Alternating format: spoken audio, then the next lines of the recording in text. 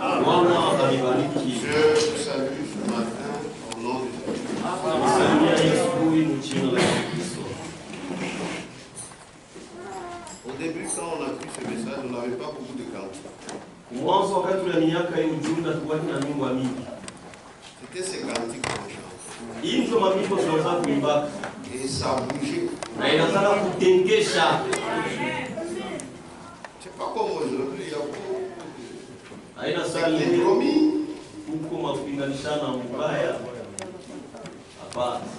Et c'était significatif.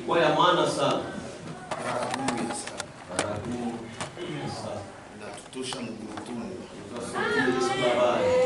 Sayo ile inalia. C'est ce message. Natutosha mgurutuni. Natutosha mafundisho ya Mungu. Natutosha msharati. Natutosha mkueskro. Amen. C'est ce message. Levons-nous et prions. Tusimame na tuombe.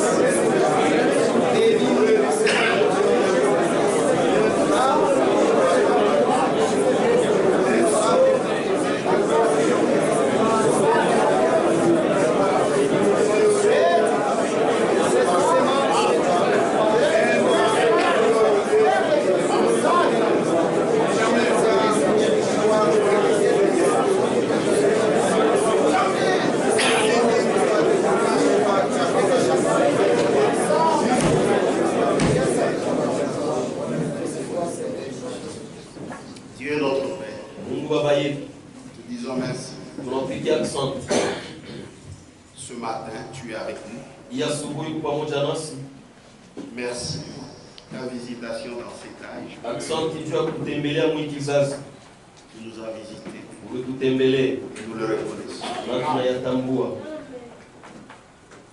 Nous avons entendu la trompette qui nous a sortis de tout ce qui n'est pas ta parole. C'est pourquoi ce matin, si quelqu'un a déjà cru ce message et qu'il remarque qu'en lui il y a les choses du monde, Seigneur, aide-le. Parce que toi, quand tu as franchi quelqu'un, tu l'as franchi réellement. Amen. Comment quelqu'un qui a cru ce message, il est encore ivrogne? Ça ne s'explique pas. C'est la personne qui ne croit pas. Seigneur, nous voulons que nous bénéficions de tous les biens de ce message.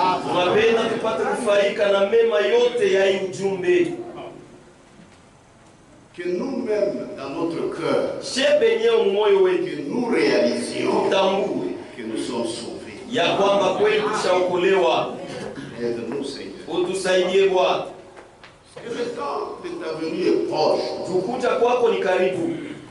Et tout le monde sait que nous sommes un peuple particulier. Que nous ne puissions pas seulement nous cacher dans la masse, mais que chacun mène réellement ta vie. Merci Seigneur. C'est dans les noms de Jésus-Christ. Je te prie ainsi. Amen. Malachie, chapitre 4, du verset 5 au verset 6. Voici, je vous enverrai Élie le prophète avant que le jour de l'Éternel arrive. Ce jour grand et redoutable Il ramènera le cœur des pères à leurs enfants. Atarudisha moyo wa baba kwa watoto zao. Et le cœur des enfants à leurs pères. Na moyo wa watoto kwa baba zao. De peur que je ne vienne frapper le pays d'interdit. Waboka nisije kupiga nchi na laana. Naweza kukaa.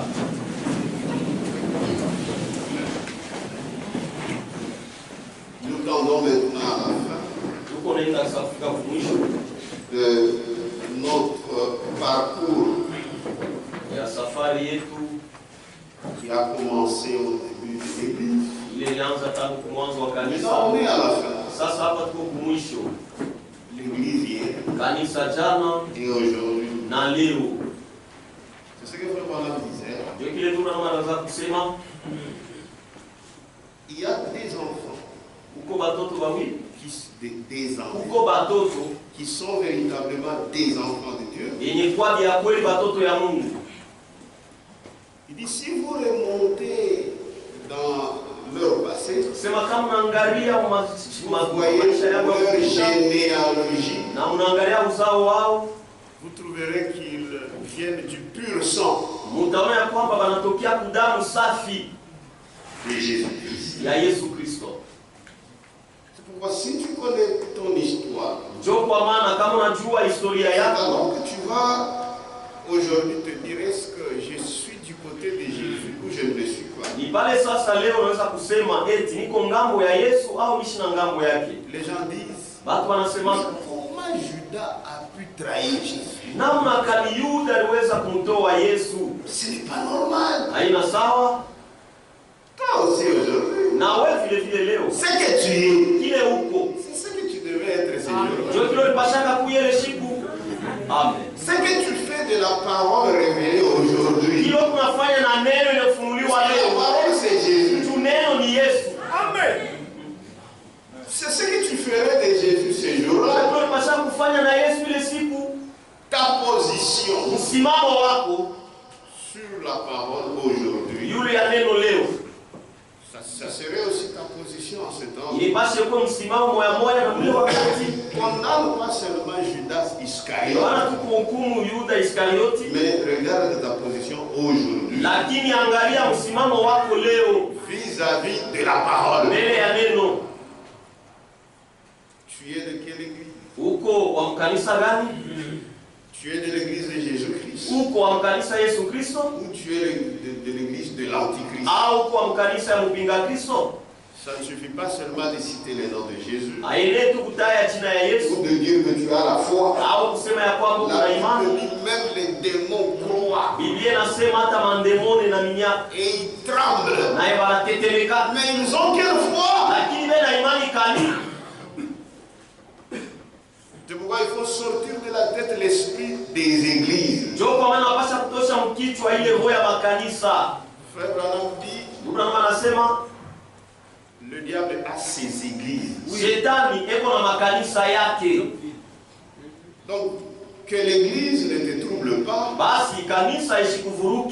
mais que la parole de Dieu t'intéresse. Voilà pourquoi, dans notre temps, ce que nous sommes, c'est ce que nous serions dans le temps de John Wesley, dans les temps des pentecôtistes, dans les temps de Luther, dans le temps de Colomba. C'est notre position d'aujourd'hui. Amen. C'est pourquoi rien ne surprend Dieu. Aujourd'hui, tous ceux qui sont de Dieu, ils croient le message du temps de la fin. Donc aujourd'hui, les choses de Dieu, c'est le message biblique du temps de la fin. Si tu es de Dieu, si tu es Nzambe Malamu, si Dieu t'avait vu, tu sortiras.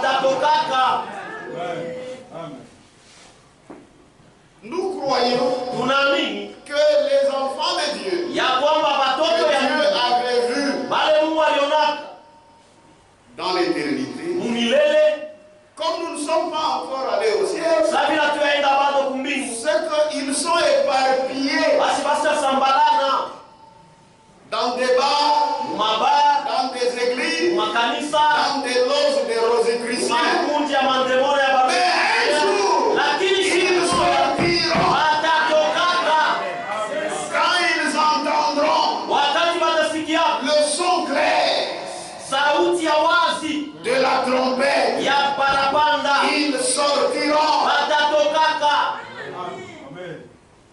Amen. Amen. C'est pourquoi ne vous moquez pas d'eux. Njo kwa maana msibachekelee, Aimez-les, mubapende, vivez correctement. uishi mzuri. S'ils travaillent chez toi, Kama inatumika kwako, comporte-toi en enfant de Dieu jitwale mtoto ya Mungu pour qu'il soit attiré. ili bapate kukokotwa. Hapana vitu vya vile. Ça, c'est ta propre connaissance. Ile ni kujua kwako wewe mwenyewe.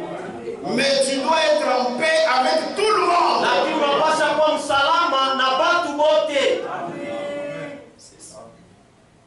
C'est la vérité. Ni ukweli. S'il y a les gens qui aiment tout le monde, Kama uko watu wanapendaka watu wote, c'est nous qui croyons véritablement le message. ni sie wenye kuamini vya kweli kabisa ujumbe. Si tu as quelque chose, Kama una kitu fulani, donne-lui. umpatie. Si tu as à manger, Kama kuna chakula, donne-lui. umpe. Ça peut aussi l'attirer. Naweza vile vile kumkokota. Ne justifie pas ton état égoïste. Hapana kutetea hali yako ya choyo. C'est un païen. Pourtant, Mes frères, le vin, c'est chez nous. amis, Moi aussi. Tu es de quelle église, toi? Zambé Malam. Donc, comme parole, Va-t'en, païen, toi. tu n'es pas encore né de nous. Ah oui, azali kwa bado chipya. Au contraire, il faut beaucoup l'attirer. Kinyume napasha kukokota sana. Même si tu as des faiblesses, Hata kama kuna il mamudhaifu, ne faut pas les montrer. haipashe uioneshe. Amen. Que Dieu vous bénisse. Mungu anibariki. Ce n'est pas facile. Haina mwepesi, Mais les enfants de Dieu lakini watoto ya Mungu sont capables beko na uwezaji de vivre cela. ya kuishi ile. Donc les enfants de Dieu sont partout. Na watoto ya Mungu beko fasi yote. Que Dieu avait vu par prédestination. Mungu alionaka kuishi. Allez, Mungu alionaka kuishi. ils sont partout. Beko fasi yote. Même chez les devins, Hata kubafumu. ils sont là. Beko ako. Ils sortiront. Watatokaka. Donc quand tu es avec quelqu'un Sio kwa maana kama kuna mtu et que tu lui prêches même la parole, na unamhubiri hata il neno, faut d'abord le faire comprendre que tu crois qu'il est un enfant de Dieu. inapaswa mweleweshe ya kwamba ni eko mtoto wa Mungu. Unaamini ya kwamba ni mtoto wa Mungu. Wewe unasumbulia naye. Wakipala beko na Unapaswa kumfanya voir ça. il doit lui faire voir wewe, je crois que toi, tu es un enfant de Dieu. Shetani anakupotesha. Satan t'a perdu. Sœur, toi qui viens, cette vie-là ne t'appartient pas. Ce n'est pas toi qui dois donner cette vie. Ce n'est pas toi païen. Ça non. Il est bien vu là-bas. Ça c'est le fanatisme. C'est pourquoi vous n'attirez pas les gens. D'abord pour Kibengo. Tu es insolent. Tu veux pour l'âme Kibengo qui a Kizaïkio. Ton insolence de naissance. Et puis on a caché mon message. Et on a dit mon jumbe. Ça c'est faux. Il est bien bon. Amen. Il faut respecter tout le monde. Même les musulmans. Respectez-les. Ils sont dans les faux. C'est là où les gens ont confondu. Être bien avec les gens. Les respecter. Nabo. Nabo apana. Seulement quand ils vont croire. Que Dieu vous bénisse. Donc le temps de la grâce ou le temps du salut a son début et aussi aussi a sa fin. Vile vile kuna mwisho yake. Donc le temps de la grâce wakati wa neema n'est pas éternel. Aina ya milele. Mais c'est ce que tu vas avoir. Lakini ni kile utapata pendant ce temps de la grâce. Ni wakati wa neema qui est éternel. Ndio yenye kwa ya milele. Amen. Mais le temps de la grâce. Lakini wakati wa neema a un début. Iko na mwanzo yake. Et il y a aussi une fin. Na iko vile vile na mwisho wake. C'est un cycle. Na njoo hivi. Au début. Mwanzo de ce temps de la grâce. Ya wakati wa neema. Avant que le temps de la grâce vienne, mbele ya wakati wa neema ipate kufika, Dieu avait promis d'envoyer un prophète. Mungu alitaka kutuma nabii. Et ce temps de la grâce du salut, na wakati wa neema wa wokovu a évolué. Iliendelea. Maintenant à sa fin, sasa mwisho yake Dieu avait aussi prévu Mungu alitaka vile vile d'envoyer un prophète. Kutuma nabii. Amen. Ici prophète. Huku kumwanzo nabii. Ici prophète. Kumwisho nako nabii. C'est ça la grâce. Ndio neema. C'est pourquoi celui qui a commencé l'œuvre dans l'histoire du salut, c'est lui-même qui va parachever. Voilà pourquoi au début il y avait un prophète. Et à la fin, un prophète. Et tous ces deux prophètes sont venus sous l'esprit d'Élie. Les deux. Des temps différents. Mais Dieu les a utilisés sous le même esprit qui est l'esprit d'Élie.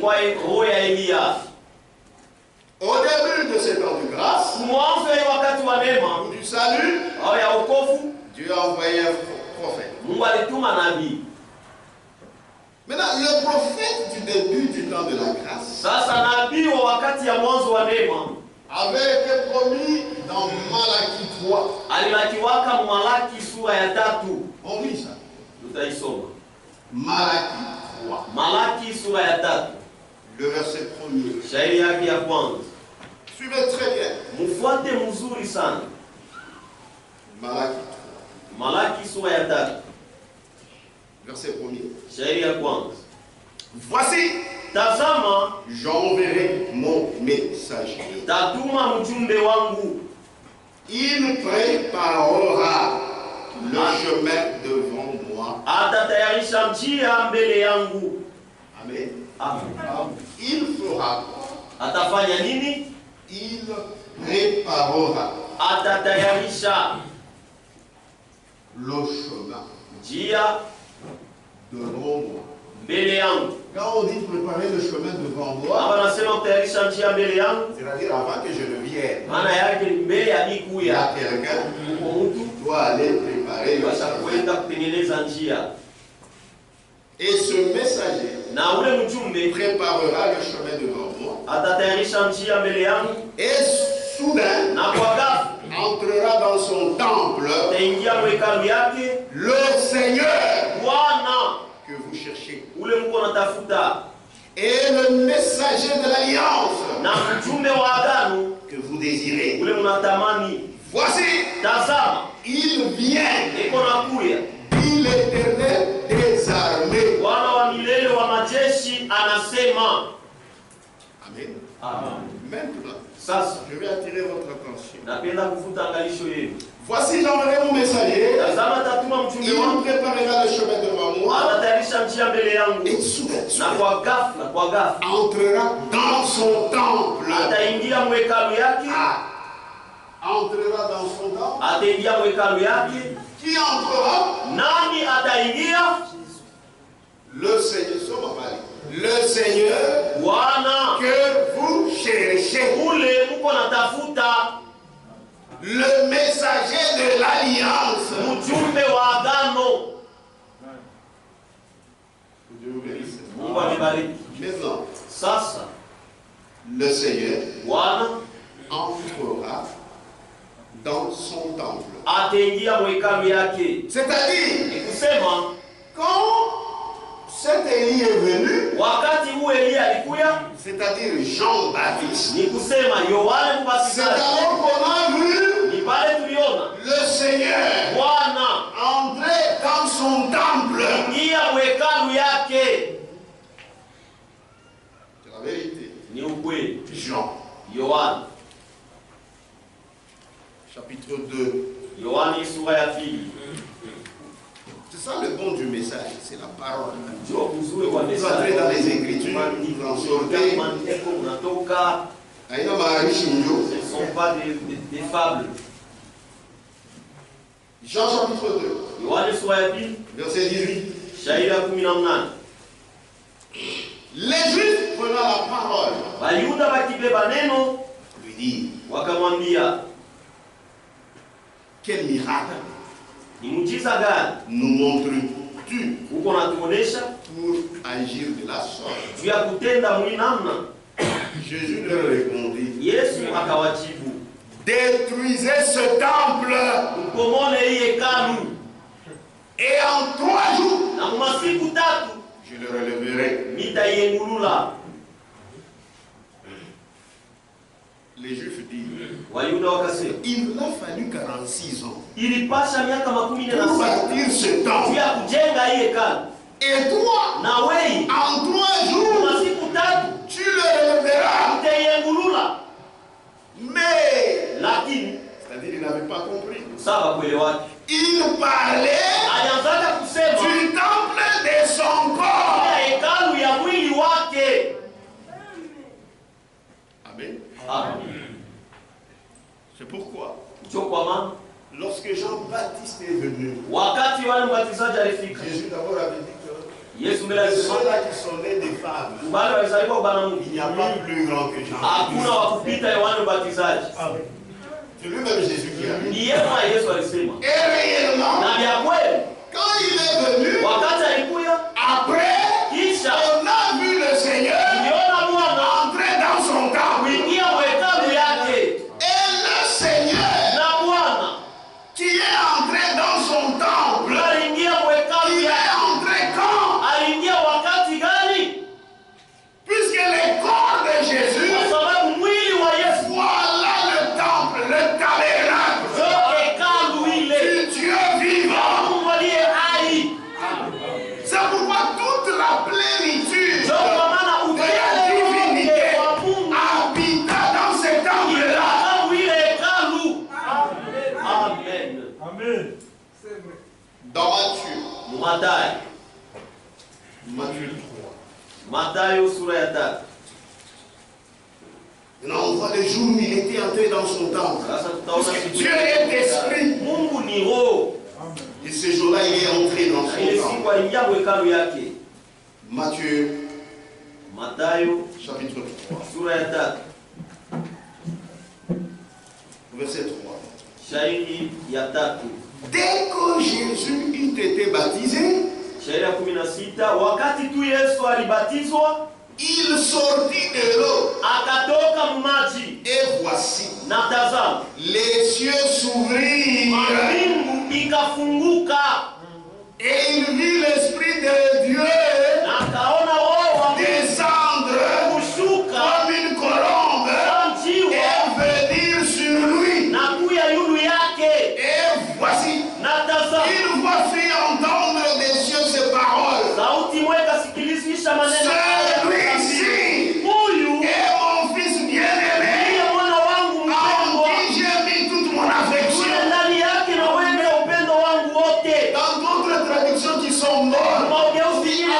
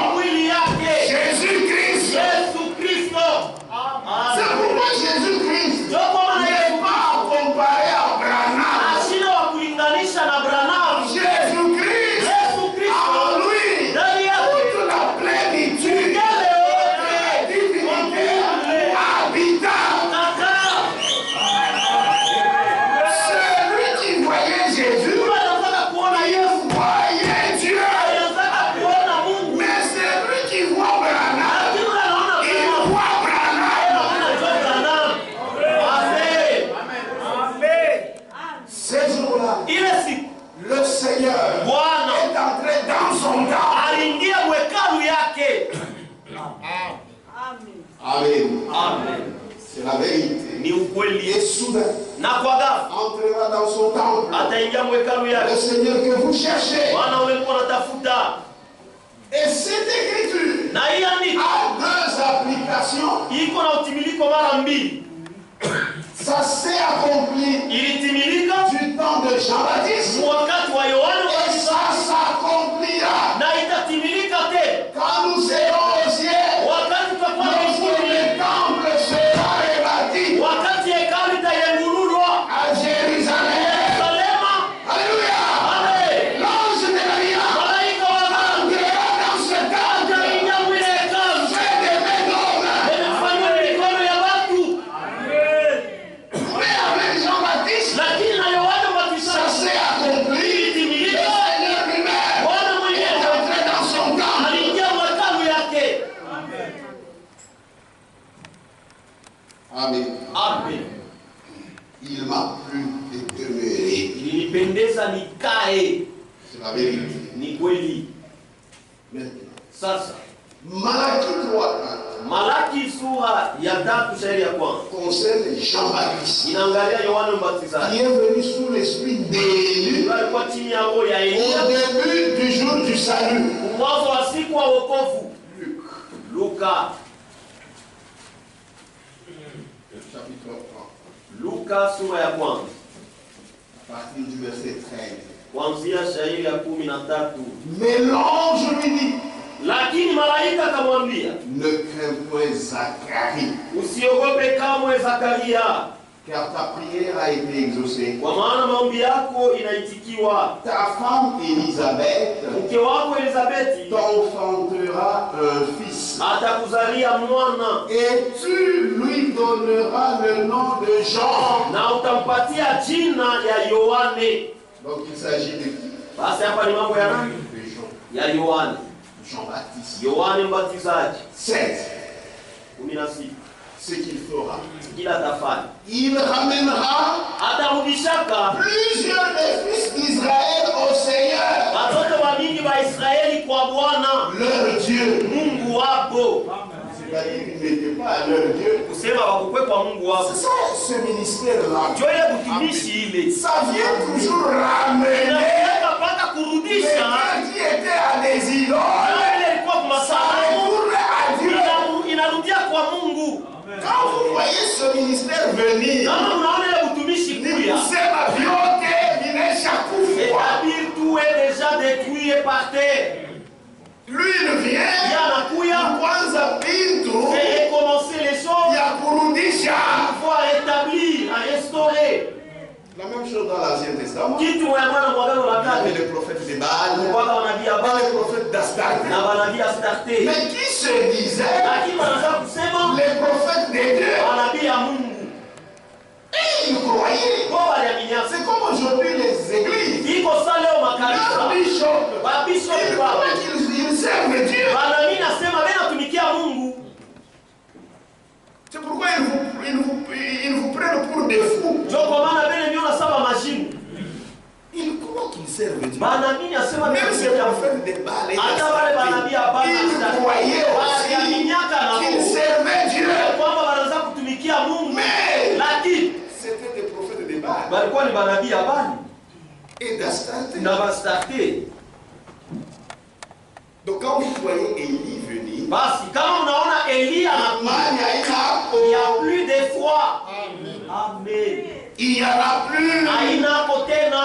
Puisque s'il y en Kwa a, sababu kama on ne kwa peut pas l'envoyer. Venir faire quoi? hata mtuma atakuwa kufanya nini? Amen. C'est qu'il n'y en avait plus. Rien, rien. Yake iko tena Puisque hakuna c'est question maintenant de remettre la foi. ni mambo sasa ya kurudisha Le cœur est dans la foi. Dans le cœur. Qu'est-ce que je dis? La foi est dans le cœur. imani iko ndio mumoyo. Dans la tête. Hapana mkichwa. Amen. Amen. Amen. Il ramènera Atarudisha plusieurs des fils d'Israël watoto wa mimi wa Israeli au Seigneur, kwa Bwana leur Dieu. Mungu wao. Il marchera Atatembeaka devant Dieu mbele ya Mungu avec l'esprit na roho et la puissance na uwezo d'Élie. wa Elia. Amen. C'est pourquoi il a marché sur la puissance de l'Esprit de Dieu. Mais lui, son nom, c'est Jean-Baptiste. Lakini yeye jina yake ni Yohana Ce Mbatizaji. n'est pas Élie. Asina Elia. C'est Jean-Baptiste. Ni Yohana Dans Mbatizaji. notre temps, Wakati yetu on a vu William Marion Branham. Yohana ni William Marion Branham. Il n'est pas Élie. Asina Mais il Elia. vient Lakini sur l'Esprit. chini ya roho na uwezo wa Elia. C'est William Marion Branham. Lakini ni William Marion Branham. Amen. Amen. Amen. Il marchera devant Dieu Atatembea mbele ya Mungu. avec l'esprit et la puissance d'Élie. Na kuna uwezo wa Elia. Pour ramener. Juu ya kurudisha. Amen. Dieu de restauration. Wala kule Dieu restitution. kurudisha kitu kwa fashi yake. Pour ramener Juu ya kurudisha les cœurs de père mioyo ya bababa vers les enfants. kubatoto. Ici, Hapa c'est qui? ni nani? C'est qui? Ni nani? Jean-Baptiste. Yohane Mbatizaji. C'est lui qui a fait ça. Yesu alifanya hii kazi. Et les rebelles Na bantongoji à la sagesse kuhekima des justes. ya wenye haki. Maintenant écoutez. Sasa msikie. Afin de préparer Ili apate kutayarisha. au Seigneur Kutayarishia un Bwana. peuple Watu bien disposé. wamekuwa tayari mzuri. C'est que la préparation, Kusema c'est matayarisho depuis le début de l'église. nitangia kumwanzo wa kanisa. Il n'y a pas moyen. Sema fou, non. C'est pourquoi je vous ai parlé de l'histoire de l'église. Ndio kwa maana nilisemezea historia ya kanisa. Hakuna kitu cha sasa. Il n'y a rien de nouveau. Nous sommes revenus au fondement. Kusha kurudia kumsingi. Amen. Afin de préparer Ili apate kutayarishi au Seigneur Bwana un peuple bien disposé. watu wenye kuwa tayari mzuri. Il y a sur le tout au c'est Wala pourquoi nous que cette question parole ni juu ile qui a reçu ile Elia alipokea puisse vous préparer. ipate Vous kunitayarisha. soyez un peuple bien disposé. Kwa watu wenye kuwa Un tayari. peuple bien disposé Hapana watu wenye kuwa à être tayari. des fanatiques de la bonne. Non. Hapana. Bien disposé pour recevoir le Seigneur. Ni kuwa tayari juu ya kumpokea Bwana. Amen. Afin de préparer au Seigneur Ili apate kumtayarishia Bwana. un peuple bien disposé. Watu wenye kuwa tayari nzuri. Et c'est de son ministère. Na nitokea mtumishi yake. Moi j'ai pris quelque part, il préparera le chemin devant moi. Atatayarisha njia mbele yake. Et c'est de son ministère Na nitokea mtumishi yake. qu'il s'agit dans Ésaïe. Ndio mambo benasemea mu Isaya sura 40. Oui. Ésaïe 40, verset 3. Isaya 40 sura ya 3. Voyez, Unaona? on parlait d'un ministère, Juu ya mtumishi mmoja hivi. mais on ne citait pas les noms. Lakini hakuta yake jina. On dit que c'est Jean. Juu ya kusema ni Yohana. Oh frère, vous savez mon Bible, c'est Abraham Wabi. Dans la Bible, est-ce qu'on a écrit Branham? L'ami Mignonesh, Moi, mon Ancien Testament. Ancien Testament. Là où on parlait du ministère d'Élie au début du temps de la grâce. Est-ce qu'on a cité Jean? C'est quand il est né, Ni wakati alizaliwa. on a vu le nom Ndio tuliona jina. Jean. Yohana. La même chose pour William Marion Branham. Kitu mwema na William Marion Mon Branham. frère, dans la Bible, Mon frère n'est pas dans la mais Bible. Paul est comme Bible. Mais Paul est dans la Bible. Mais le ministère de Paul, c'était aussi dans l'Ancien Testament. On n'avait pas donné son nom. Hawakupeleka jina yake. Amen. Une voix crie, Sauti moja inalalamika. préparez au désert Mutayarishe mjangwa. le chemin de l'éternel. Njia ya wa milele. Il préparera le Atatayarisha chemin devant moi. njia mbele yangu. Amen. Préparez au désert Mutayarishe mjangwa. le chemin de l'éternel. Njia ya Bwana. Aplanissez Munyoshe dans les lieux arides mafasi ya une route kauka pour njia notre Dieu. juu ya Mungu wetu. Aina sema mbele sasa muze manger. Et pas que vous allez acheter des engins. Voilà, C'est vos cœurs. Ni mioyo yenu. Amen. Nyosheni mapito yake. Yosheni mapito yake. Ni mioyo yenu. Amen.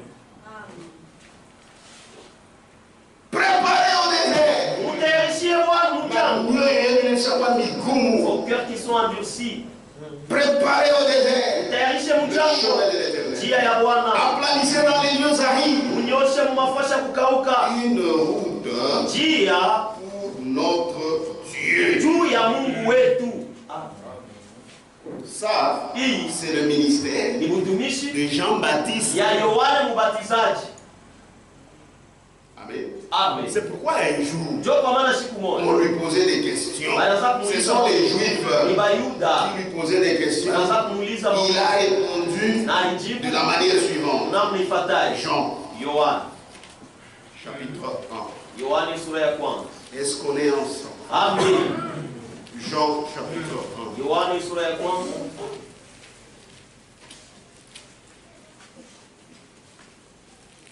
À partir du verset 19. Kuanzia shairi ya 19. Voici le témoignage Tazama ushuda de Jean. ya Yohane. Lorsque les Juifs envoyèrent de Jérusalem Wakati Bayuda balituma tokea Yerusalema des sacrificateurs wakuhani et des Lévites na Walawi pour lui demander, juu ya kumuuliza, toi, weye qui es-tu? uko nani? Toi, Weye qui es-tu? uko nani? À la maison, vous allez tout lire. Kunyumba mtasoma yote. Toi, Weye qui es-tu? uko nani? Verset 23. Shairi wa kumi. Moi, Mie dit-il, akasema je suis la voix niko sauti de celui ya ule qui crie dans le désert. analalamika mjangwa. Ésaïe 40, Isaya makumi 3. shairi ya 3. Amen. Et il s'adressait aux Juifs. Na naza kuambia Les Bayuda. Juifs qui connaissaient bien la parole. Bayuda bale balijuaka vizuri neno.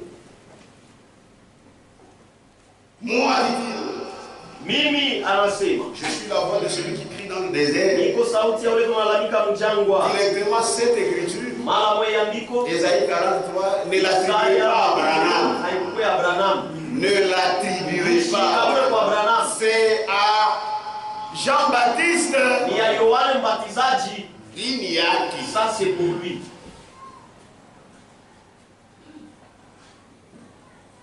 Amen. Amen. Il était le précurseur Yalikuwa de akamtanguliza la première venue wakuja kwa de kwanza Jésus-Christ. ya Yesu Kristo. Maintenant, le précurseur Jean-Baptiste Sasa mtangulizi Yohane Mbatizaji présenta le Sauveur par ses paroles. akamtambulisha Bwana kupitia maneno haya. Et quand il nous présenta Jésus-Christ, Na wakati alimtambulishaka Yesu Kristo, il commençait déjà à parler de l'époux. akaanza tayari kusemea juu ya bibi harusi na bwana harusi. Vous n'êtes pas le premier. C'est pourquoi revenez au début. Ndio kwa maana mrudie Revenez au commencement. mwanzo kule. Et quand il parle, nous allons lire, il parle déjà de l'époux. Na wakati alisemaka mara mwana za kusemea juu ya bibi harusi na bwana harusi. Jean, Yohane Mbatizaji. chapitre 3, Yohane sura ya 3, verset 28. shairi ya 28. Vous m'êtes témoin, vous-même m'êtes témoin Mwe benyewe mko bashuhuda yangu que j'ai dit, ya kwamba nilisema je ne suis pas le Christ, mimi sina yule Kristo, mais lakini j'ai été envoyé devant lui. nilitumwa mbele yake. Je ne suis pas le Christ, Mimi sina yule Kristo, mais j'ai été envoyé devant lui. lakini nilitumwa mbele yake. C'est ce que Branham vous a dit. Ndio kile Branham Je ne aliniambia. suis pas le Christ, Mimi sina Kristo, je ne suis qu'un simple serviteur de niko Dieu. tu mtumishi wa Mungu, Mais vous, vous avez dit, lakini mlisema hapana, c'est l'humilité. ani unyenyekevu tu. Il ne pouvait pas dire comme ça, il faut reconnaître ça par révélation. Asikuweze kusema hivi, lakini anapasha kuitambua kwa ufunuo. J'imagine. Mais ça c'est la folie. Amen. Amen. Branham a son père, Branham na babake, il a sa mère. eko na mama yake. Mais qui chassait? Et après, Njo Mungu wenu. c'est ça votre Dieu. Mungu wa pagano sana. Quand vous êtes Pita na tellement Wakatoliki. parlé, plus que même les catholiques. Amen. Ah. Et après il dit que naya anamini message. Crois le message. Le message. Ujumbe kamili ana. Tu vois quand quelqu'un dit je crois le message, il faut lui poser la question. Ndio kwa maana kama mtu anasema mimi naamini De quel ujumbe, message s'agit-il? umuulize ulizo ni ujumbe kamili Notre unaamini. point commun, ce n'est pas Branham. Fasi yetu ya kufanya pamoja haina Branham. Haina Branham. C'est la parole. Ni neno. Amen. Tu peux citer Branham Branham dans ta théologie. lakini uko mteolojia yako C'est la vérité. ni ukweli. Branham c'était un homme de Dieu. Branham alikuwa mtu wa Mungu. Mais oui, Mais toi, ce que tu prêches là, ndio kunahubiri pale. ulipata wapi? Où est-ce que tu as trouvé ça? Vous-même mes témoins. Vous-même m'êtes témoins. Wewe benyewe muko bashuda yangu. Que j'ai dit. Ya kwamba nilisema, Je ne suis pas le Christ. mimi sina yule Kristo. Mais j'ai été envoyé devant lui. Lakini nilitumwa mbele yake. Mambo ya épouse na époux. Celui à qui appartient l'épouse. Ule mwenye na bibi harusi C'est l'époux. ni bwana harusi. Mais l'ami de l'époux. Lakini rafiki yake ya bwana Qui harusi se tient là. ule mwenye kusimama pale Et qui l'entend. na yuko na msikii. Éprouve une grande joie. Anasikia furaha sana À cause de la voix ya sauti de l'époux. ya bwana harusi. Aussi cette joie Tena ile furaha qui est la mienne ilikuwa yangu est parfaite. kamilifu. Amen. Il parle déjà de l'époux. Tayari anasema juu ya bibi harusi na bwana harusi. Vous savez frère, Unajua ndugu, si nous sommes encore là, kama tungali kiko c'est parce que Dieu, ni juu Mungu dans son plan, mambo yake il nous avait aussi vus. na shie alituonaka. Amen. Parce que sinon il pouvait déjà clôturer. Juu kama hapana alipasha hata kufunga tangia zamani. Jésus devait déjà revenir pour eux. Yesu alipasha kurudia juu ya Mais lakini comme il nous avait aussi vus, saa vile na shie alituonaka. c'est pourquoi il a ouvert cette brèche. Ndio kwa maana alifungula kale kamlango. Je vous ai toujours dit, toutes les 70 semaines, ce n'est pas pour nous, c'est pour Israël. Na niambia kila mara ile majuma 17 yote haina yetu, ni yetu ya Israeli. 69, il voit déjà plus tard. 69 c'était Pour déjà dire passé. qu'à Moya. Il est resté qu'une seule semaine. C'est pourquoi ça. Donc kwa maana il y a pas. Si j'ai fermé directement, Ici, basta au collège. ici il ne sera pas sauvé. Mais Dieu a les cas suspendre. C'est alors qu'il a suspendu. Dieu maintenant, ça c'est un âge de C'est là que l'église. mon C'est au niveau de nous les nations. milango yetu si mataifa. Amen. Amen. Sinon il devait clôturer. Kama hapana alipasha kufunga. C'est pourquoi là sur les sols juifs, Ndio kwa maana kule kulongo il ya n'y avait Wayahudi pas de problème au niveau de la doctrine. akuache mambo kule naangalia mafundisho. C'est quand c'est venu chez nous les gentils, les païens. Ni wakati neno likuya ngambo yetu shi bato mataifa hapana. C'est là que la philosophie a C'est commencé. pourquoi, Ndio kwa maana avant que nous soyons enlevés, siku ya il kufa faudrait inapasha que tous reviennent au commencement. irudie mpaka vile mwanzo. Voilà. Jovile. Que Dieu vous bénisse. Anibariki. C'est-à-dire, vous comprenez le message. J'aimerais vous faire comprendre. Usema Le unaelewa, message, enda kuelewa ujumbe. ce n'est pas quelque chose de nouveau. Haina kitu cha sasa. Non, Hapana. c'est l'ancien évangile. Ni injili ya zamani. Amen. On parle déjà de l'époux. Donc il y a des gens qui attendaient ça depuis longtemps. Uko watu Je vous ai dit, wanasema cette église-là, ile kanisa qui n'attend pas la venue de l'époux, ile ichunge kurudi kwa Bwana harusi. ça c'est pas une église. Ile haina kanisa. Ce n'est pas une église. Haina kanisa. C'est l'église dès le début. Kwa sababu kanisa tangia kumwanzo C'est Maranatha. ni Maranatha. Maranatha. Maranatha. Maranatha. Maranatha, ce n'est pas seulement pour vous. Amen. Amen. Il parle maintenant du problème de l'épouse. Ila Celui qui a porté l'épouse, yule mwenye kuwa bibi harusi wa bwana harusi c'est l'époux. ni bibi harusi, Mais l'ami de l'époux lakini rafiki yake wa bwana qui harusi se tient là ule anasimama pale et qui l'entend na iko namsikia, éprouve une grande joie anasikia furaha sana à cause de la voix de l'époux. juu ya sauti ya bwana harusi. Aussi cette joie Tena ile furaha qui est la mienne ilikuwa yangu est parfaite. iko kamilifu. Ça c'est 30. Mina makumi tatu. Il faut qu'il croisse Inapasha yeye akomeye et que na je diminue. mie nishuke. En tout cas, j'ai envoyé Parce que moi j'ai fait précurseur. mon œuvre. Précurseur. Mtangulizi Nani mwana mshoro. et j'ai les doigts. Bibi yana wangu L'épouse ne m'appartient pas. ni wapi. Ça lui appartient. Mais mimi unasikia tu furaha. Mais moi j'éprouve la joie. Maintenant, je vous pose la question. Sasa naniuliza tu. Vous, les fous, Mwe ba majimu, les branamistes, ba branamiste, Bon, maintenant, si Branham c'est votre Seigneur. Sasa kama Branham ni bwana wenu. Non. C'est moi, l'épouse de Branham. C'est vous qui êtes l'épouse de Branham. Mais nous babou les En salles. tout cas, vous êtes vraiment nul. Branham, il soit notre époux. Et nous disons, nous l'attendons. Il va apparaître sur la tente. Ataonekana mwema. Quand il va prêcher. Wakati atahubiri. Il y a un message à Wilami. Le message lui-même, c'est seulement quand il viendra dans la tente. Tu vas beaucoup attendre. Tu vas attendre longtemps. Utachunga sana. Et tu vas même t'endormir.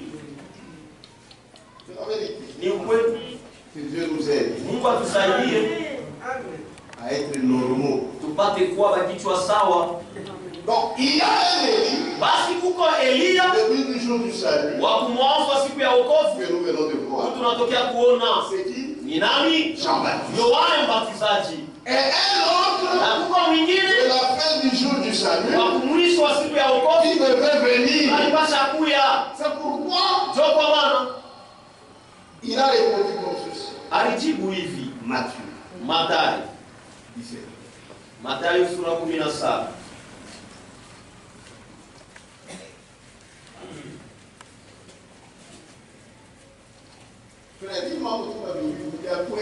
Vous, les choses que nous vous prêchons, c'est vrai. Moi que les Écritures parlent d'elles-mêmes. Unaona tu maandiko yo yenyewe kunasema. Amen. Matthieu 17. Mathayo sura 17. Verset 10. Shairi ya 10. Les disciples Wafuasi lui firent cette question. wakamuuliza hii ulizo. Pourquoi donc Kwa nini basi les scribes disent-ils waandishi weko nasema qu'Élie Elia doit venir premièrement? anapasha kuya kwanza? Or, Japo Élie a chapeau. Elie était déjà venu. Pourquoi vous ne pas chapeau? Leur Elie qui devait attendre. Mais maintenant, vous dites. Mais il commençait à poser la question. Il y a un chapeau. Lui est déjà venu. Ce n'est pas le problème de l'autre. Jésus, moi, je crois. Écoutez comment est-ce qu'il est mort. Sema juu ya nini baandishi wako nasema ya kwamba Elia anapasha kuya kwanza? Il n'a pas nié. Il répond. Akajibu. Il est vrai. Ni kweli qu'Élie ya kwamba Elia doit venir. anapasha kuya Na la compléter tous les voies la pousser. il complète ce que Et rétablir toutes choses. na kurudisha vitu vyote. Amen. Oui, Élie Kali. Ça c'est quel Elie? Non, il nous dit beaucoup. Ça vous devez me répondre. Anapasha kuya. Toi tu as réussi. Amen. Amen. Oui, Branham. Ça c'est Branham. Élie doit venir. Elia anapasha Il veut rétablir toutes choses. na kurudisha vitu vyote. Amen. C'est ça. À la compléter. Maintenant anaongeza. Amen. Amen. Mais je vous dis Lakini nawaambia qu'Élie ya kwamba Elia est déjà venu. ameshakuya. Amen. Ici, Hapa il cite l'esprit sous lequel anataya roho chini yake il viendrait. atakuya. Ici, il n'a pas cité des noms. Hapa sitaye C'est jina. pourquoi ça complique les théologiens. Ndio kwa maana nafurukaka watu wa teolojia. Amen. Amen. Mais je vous dis Lakini nawaambia qu'Élie est déjà venu. ya kwamba Elia alishakuya. Ils ne l'ont pas reconnu. Lakini hawakutambue. Ici, il parle de qui? Hapa nasemea juu ya nani? Jean-Baptiste. Yohana Mbatizaji. Amen. Amen. Amen. Mais je vous dis Lakini nawaambia qu'Élie est déjà venu. ya kwamba Elia alishakuya. Qu'ils ne l'ont pas reconnu. Hawakutambue. Et qu'ils l'ont traité comme ils ont voulu. Na walimtendea vile walipenda. De même, le Fils de l'homme Hata vile mwana wa mtu souffrira de leur part. atateswa mngambo yao. Awakupokea Ils Élie. ne l'ont pas reçu Elie. Na ndio kwamba tamkesho na unabii ya kuannonce.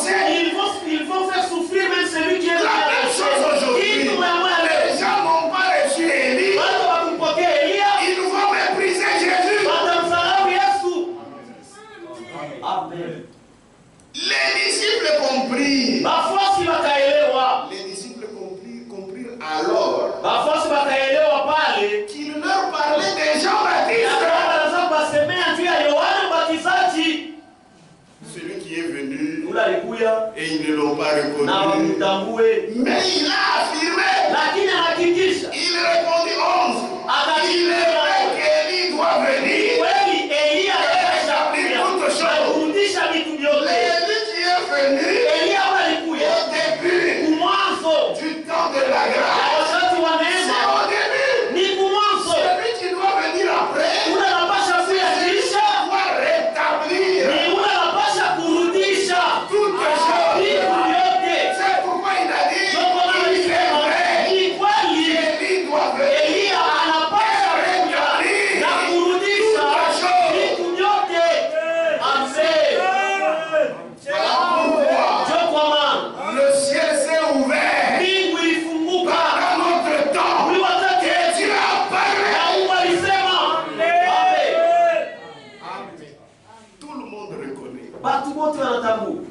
que dans notre génération, Dieu n'a pas parlé aussi fortement comme il l'a fait avec Branham.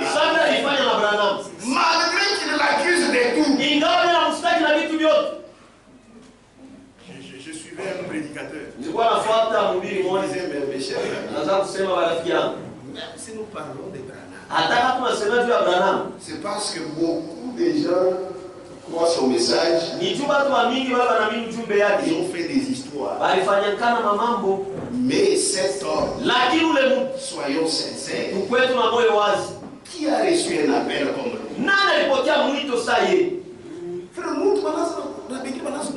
Frère, quelqu'un que les gens commencent même à l'adorer, tu sais ma que nous. Toi avec ta qui peut te confondre que tu es Dieu? Frère, donc oui, qui peut te confondre? D'abord ta femme te connaît très bien. Mais oui, imaginez un peu la femme de Branham. C'était que réellement celui-ci est serviteur de Dieu. Si la femme accepte quand la Bible a l'éthique que celui-ci est un homme de Dieu, au Gopa, amen. Puisque maintenant tu vois que ce sont nos femmes. Ceux qui nous connaissent mieux, ils vont venir tout. Ça c'est comme elle reconnaît. Si elle reconnaît. Donc on a convaincre. Alors tu as convaincu. Amen.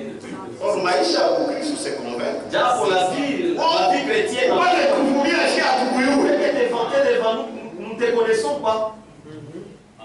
Nous n'avons rien connu, c'est la maison. C'est Manakuya, Brisli, Anakuya. Brisli, Anakuya. Et nous n'avons pas aujourd'hui, je ne connais pas. Ça, Anakuya, Léo, il m'a karaté. Maintenant, ce sont des karatés. Mais quand on a fait quoi?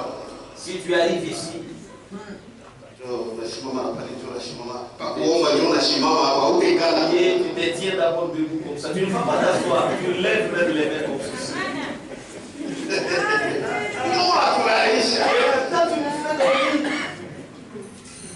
Il y a des gens comme ça, des frères comme ça. Pourquoi vivre et on a la cravate. La cravate, c'est qu'aujourd'hui ils vont sentir. Dans sa Bible, il essaie de se regarder dans le miroir. Et que tout le monde se livre là, dans la moya.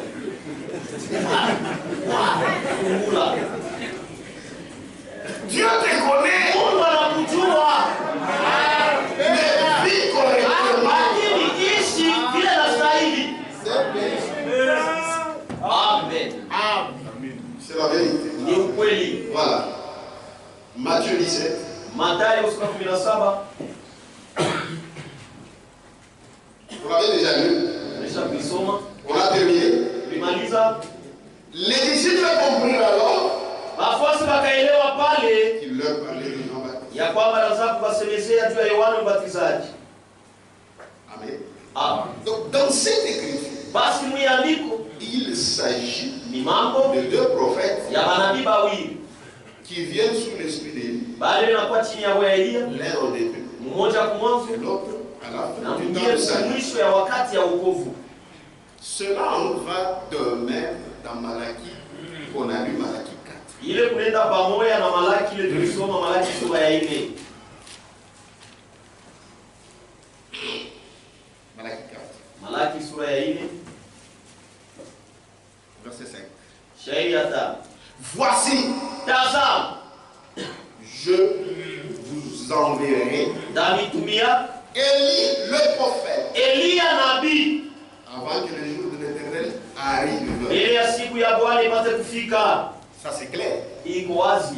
Ici ce n'est pas avant que le jour du salut arrive. Hapa ina mbele ya siku ya wokovu Ici ifike. c'est avant que le jour de l'Éternel. Hapa ni mbele ya siku ya Bwana. Le jour de l'Éternel, si vous lisez dans Sophonie, Siku ya Bwana kama unasoma c'est Sofoni ya un Isaya, jour de terreur, ni siku ya kuogopesha, un jour de frappe. siku ya mapigo. Mais avant ce jour, Sasa mbele ya ile il siku y a Élie le prophète. uko Elia nabii. Ça c'est clair. Iko wazi. Ici il s'agit de qui? Hapa ni mambo ya nani? William Aaron William Branham. Marion Branham. Amen.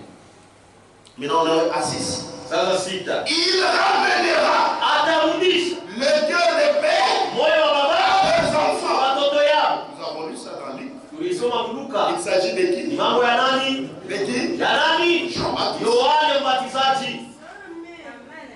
Et le cœur des enfants Na moyo wa watoto à leur père. wa baba yao. Il s'agit de Ni qui? mambo ya nani hapa? William Aaron Branham. William Marion Branham. De peur que je ne vienne frapper. Wagonga Et isije kupiga nchi na laana. quand tu parles avec un théologien, Sasa wanasumbuliana na il va te dire non, c'est anakuambia hapana.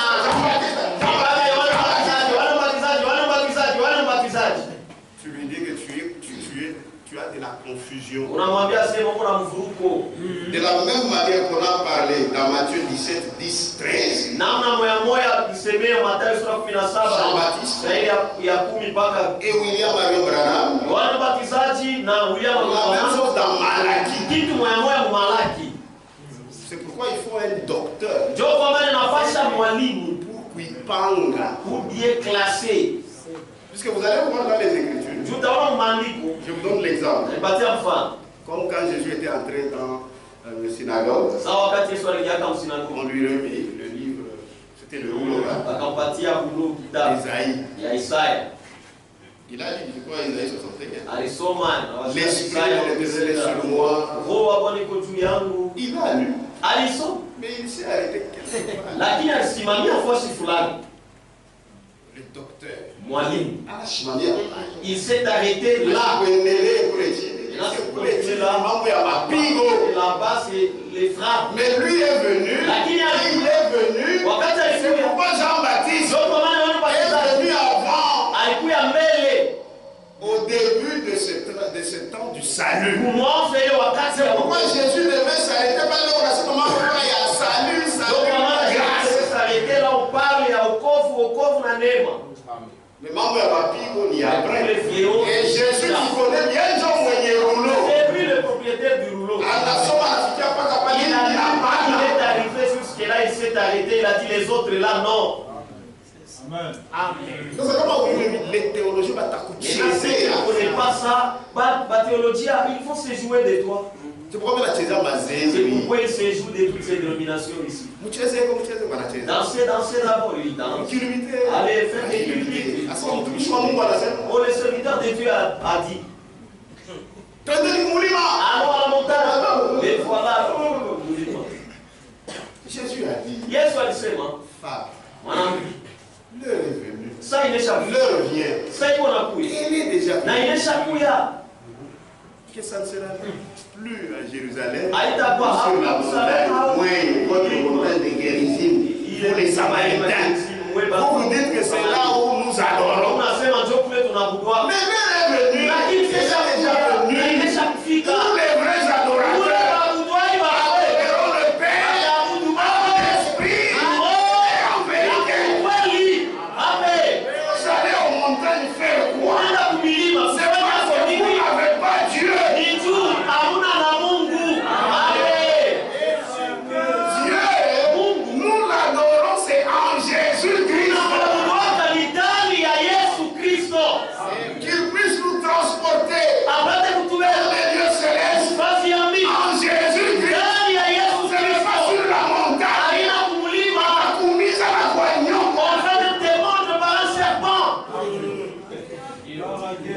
Jésus lui-même a dit, si tu veux prier, entre dans ta chambre.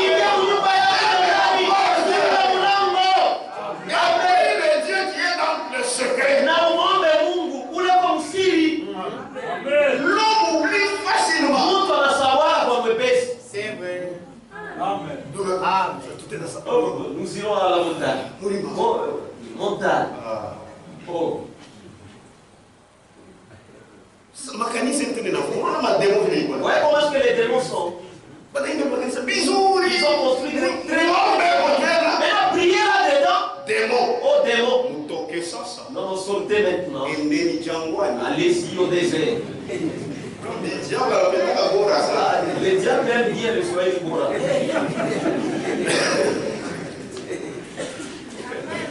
Pour bien séduire. Tu as utongoza mzuri. Les Français à Parisien. C'est avec ces Français ici. Non, c'est avec les Français des Parisiens.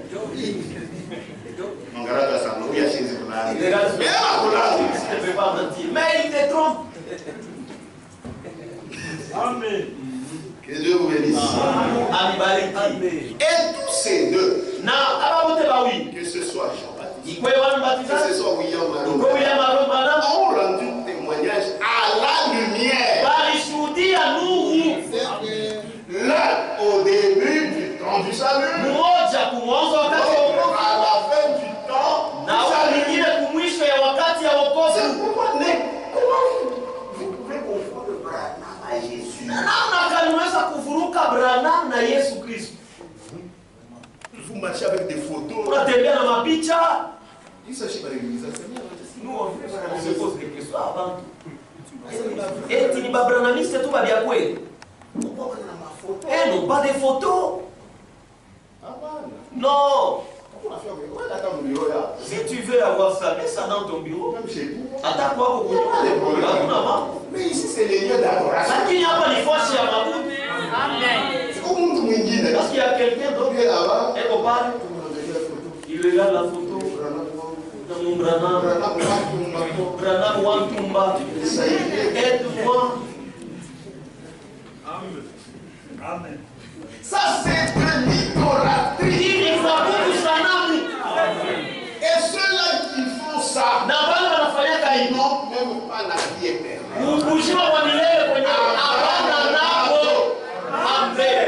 Attends,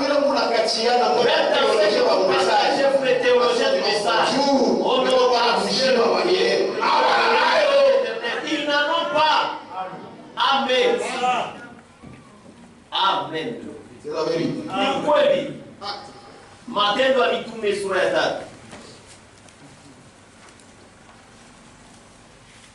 Qui aime le message?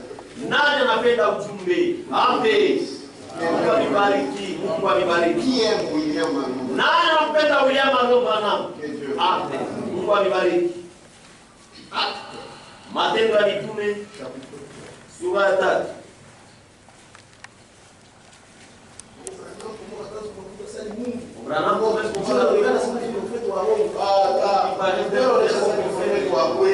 Ce qui montre qu'il est le vrai prophète. Celui a réfuté. Kwa sababu ya alikataa. C'est-à-dire que sa vie a convaincu. Ni kusema maisha yake ilihakikisha. Jean Baptiste qui sont prédestinés à l'enfer ou la mort. Mais ouais, attends, mon frère, on a coton. Mais toi-même, ceux de la fête ne vont pas te confondre. Maïcha une mauvaise vie, ils ne vont pas te confondre comment? Mais il ne faut pas toujours prendre ça dans le bar. Ah, il passe pas privé dans le bar. Amen. Même ses propres enfants sont tombés dans l'idolâtrie. Hata watoto yake binafsi balianguka mkuabudu sana. Donc ses frères à Abanule ndugu aliconvaincre. Même à la maison. Maïcha takatifu. Une vie sainte. Même les enfants. Hata watoto. Parce que les enfants connaissent aussi leurs parents.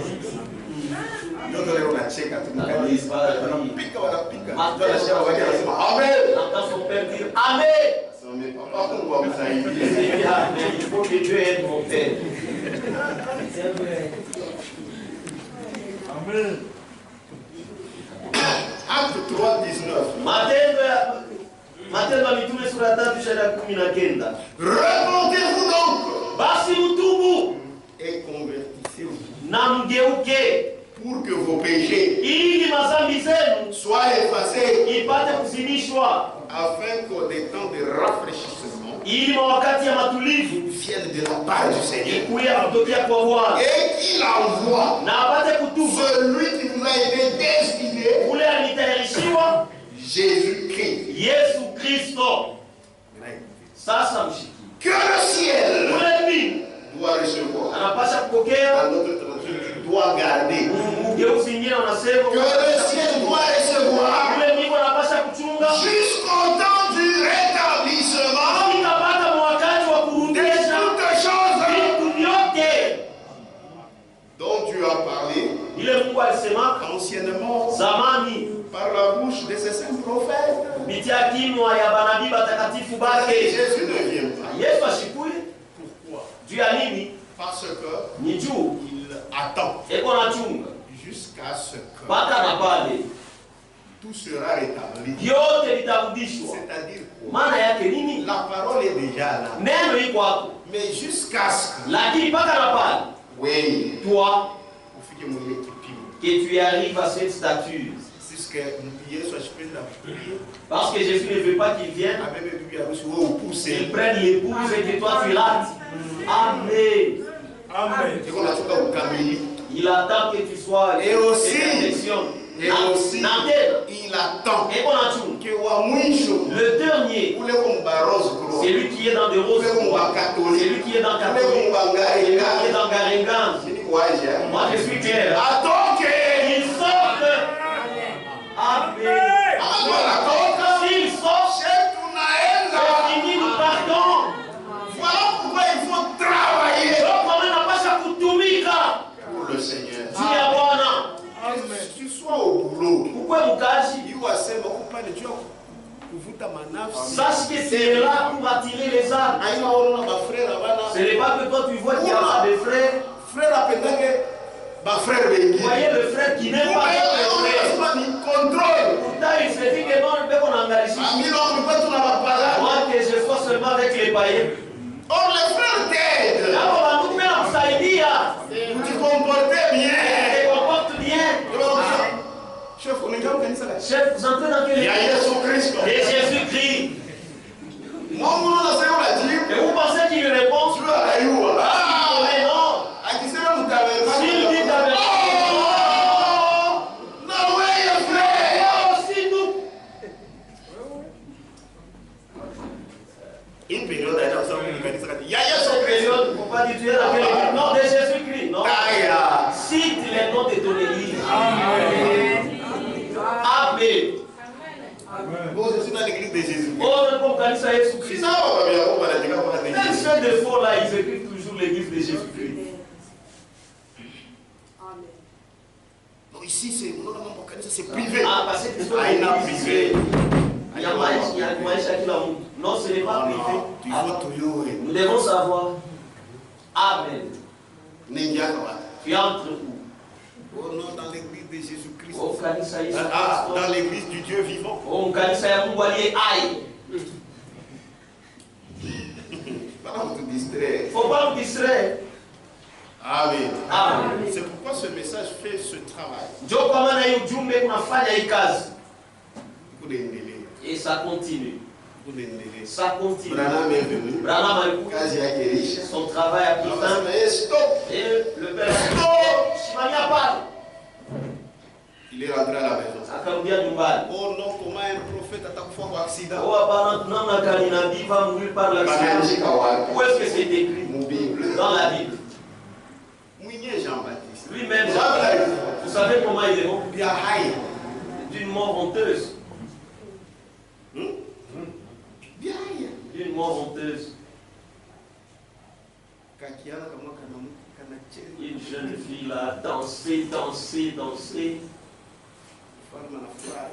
Le roi se réjouit. Tu veux que je te donne quoi? Unapenda nikupatie nini?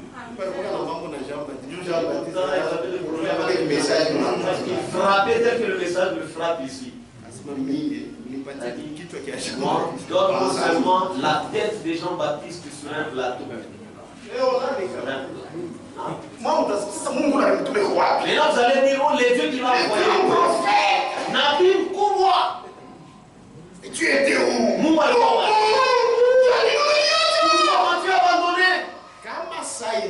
Si le temps est arrivé,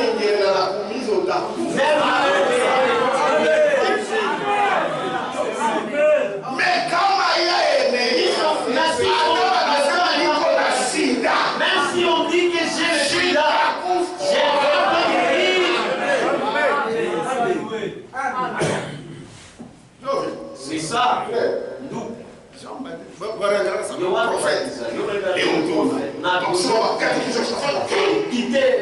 Décapiter sa tête. C'était bien coupé.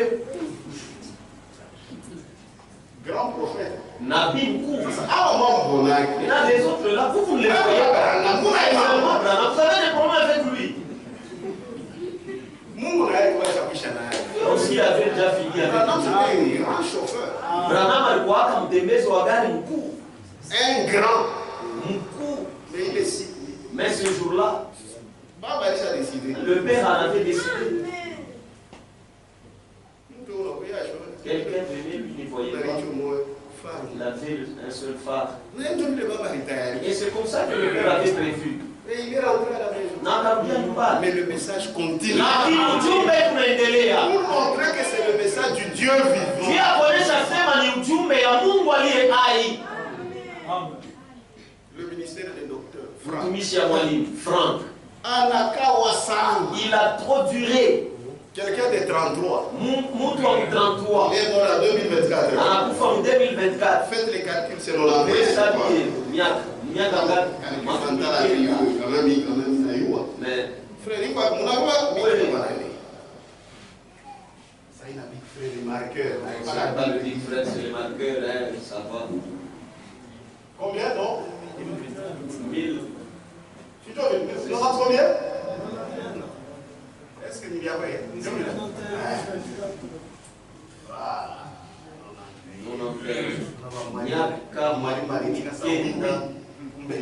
Les enseignants ont dit ça, oui, c'est mon frère, c'est peu. Il a duré. Maintenant, les frères vont révéler. Lui-même, quand il était venu, c'est en 2014. En 2014. Lorsqu'on a eu l'occasion, si nous l'avons salué, nous l'avons serré par la main. Frère, c'est ça le fanatisme. Pourquoi il avait fait ça? Il comprend. Que je suis devenu vieux. Il a dit, je pense que je ne ferai plus. Asema shiwazia kwamba ataniona tena. Restez en paix. Je vais saluer tous les prédicateurs. Ils vont me serrer la main. Pour nous dire au revoir. Tu as kutuambia wawa. Au revoir. Nous ici on nous avait dit wawa, oui. Et nous aussi nous avions touché la main de Ewald Frank. Il est parti. Akaenda. Après c'est temps, il a mené des difficultés. Il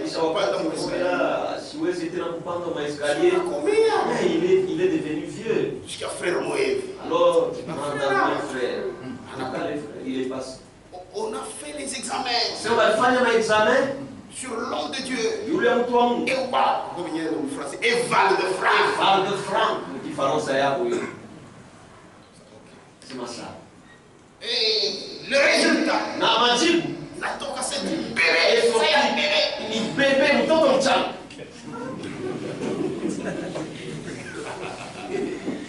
Tout ça, il ne va pas mourir. C'est seulement où est-ce que vous avez eu ces choses? Lui-même. Il prêchait étant debout comme moi, je suis encore fort. Et il commence à ignorer ce qui. Ça ne vous dit rien.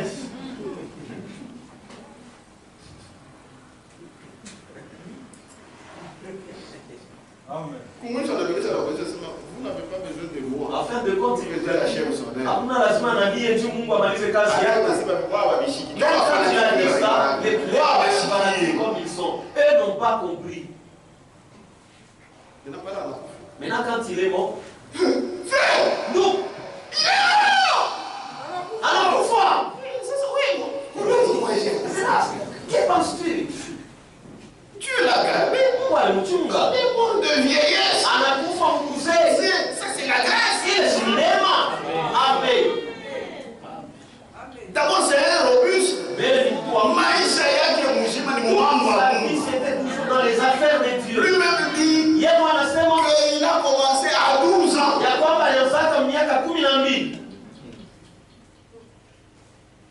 Quand le message est venu, lui-même dit, même à mon avion, s'il ne l'accueille pas, il écoute le message de Branham. Amen. Il rentre à Krefeld. Il fait comme 2 semaines. Il 2 semaines ailleurs. Et c'est là toute sa vie.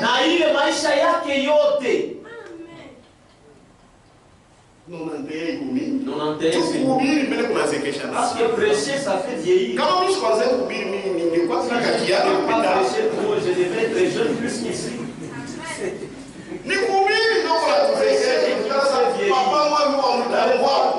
Papa de Tangwa.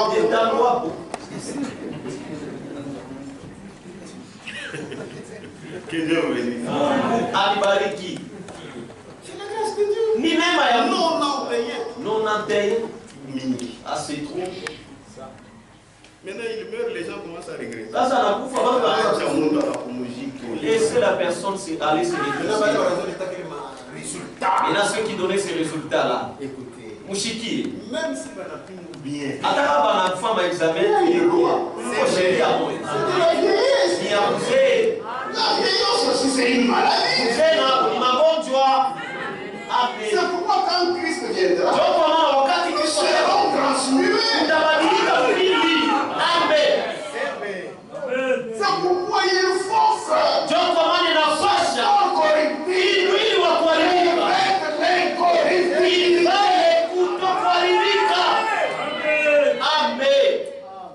Il est mort. Mais le message continue. Cela montre qu'il mambo ya Mungu. Il est en train de ma ça, ce sont les affaires de Dieu. Haina mambo ya Mungu. Ce n'est pas une affaire d'une personne.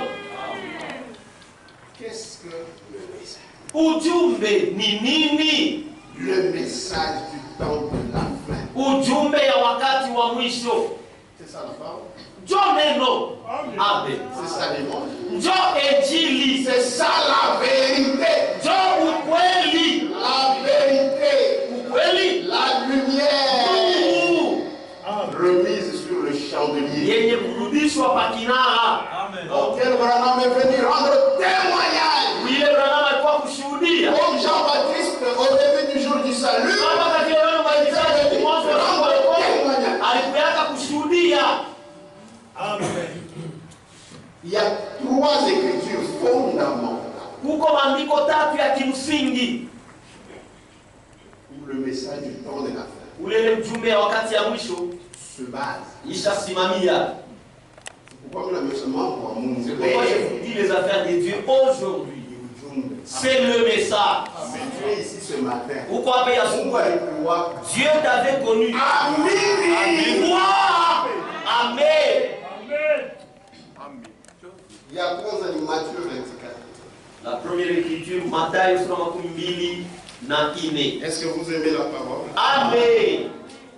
Matthieu 24. Matthieu 24 na ine. Verset 14. Shairi 24 na ine. Cette bonne nouvelle du royaume.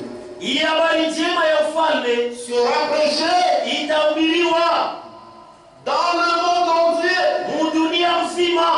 Pour servir de témoignage. Juu ya kusaidia kama ushuhuda. À toutes les nations. Kupitia ushuhuda mataifa yote. Alors, pale viendra la fin. Mwisho itakuya. Joy kunafanya C'est ce qui est en train de faire. Maintenant, ni ujumbe. Il va dans le monde entier. Pour rendre témoignage. Juu ya kushuhudia. C'est le message. Ni ujumbe. Hii écriture binasoma c'est pour le message biblique du temps de la fin. Hii andiko binasoma c'est pour ya ujumbe ya kibiblia wakati ya mwisho. Amen. Amen. Apocalypse. Ufunuo 14. Ufunuo sura 14.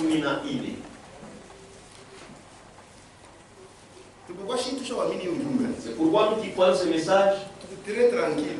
tuko bakutulizana sana. Je ne me perdrai kamwe. Je donnais raison à Dieu. Nishampatia Mungu sheria. Amen. Apocalypse 14. Ufunuo sura 14. Sheria 6.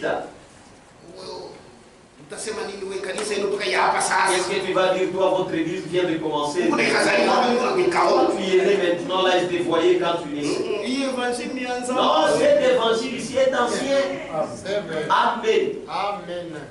Je vis un autre ange qui volait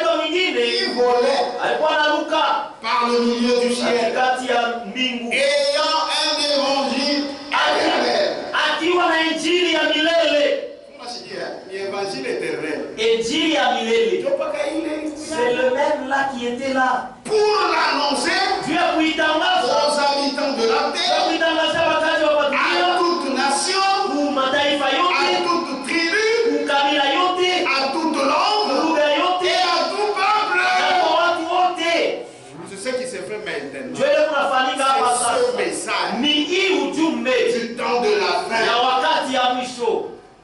Éphésiens. Waefeso.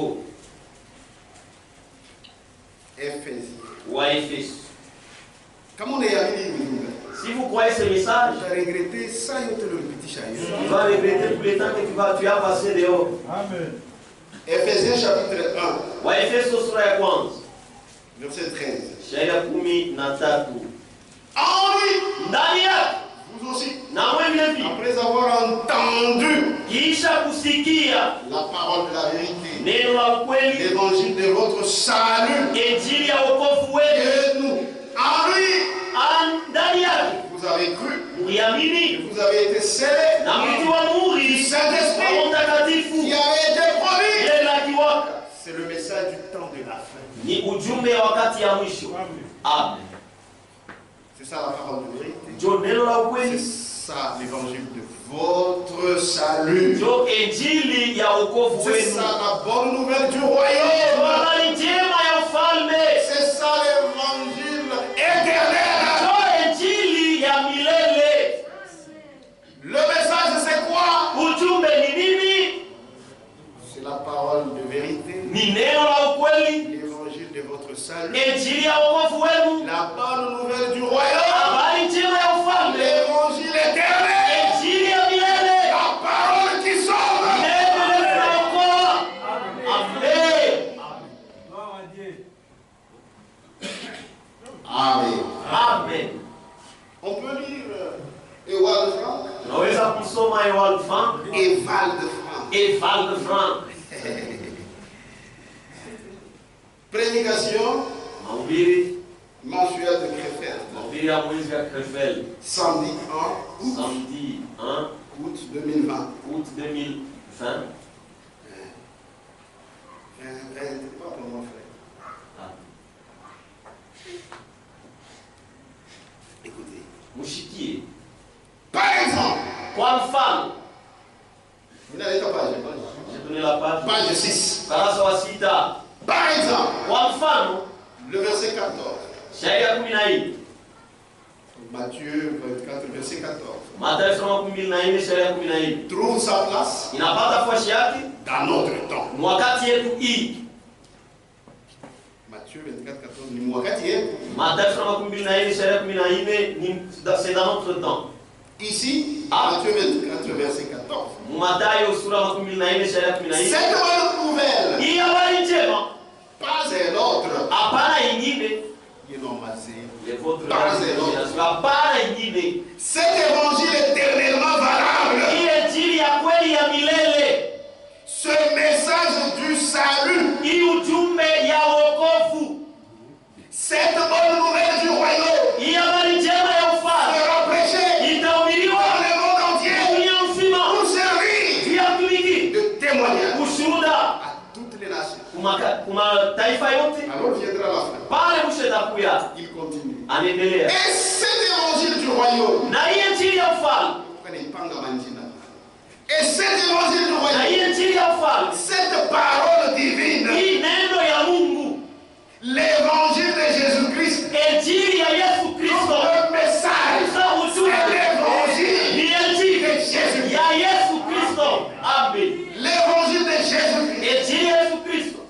De la grâce. Ya neema. Donc le message. Basi ujumbe. C'est l'évangile de Jésus. Injili ya Yesu Kristo. Ya neema. Amen. Du pardon des péchés. Ya usamehe wa madhambi. De la réconciliation. Ya mapatanisho.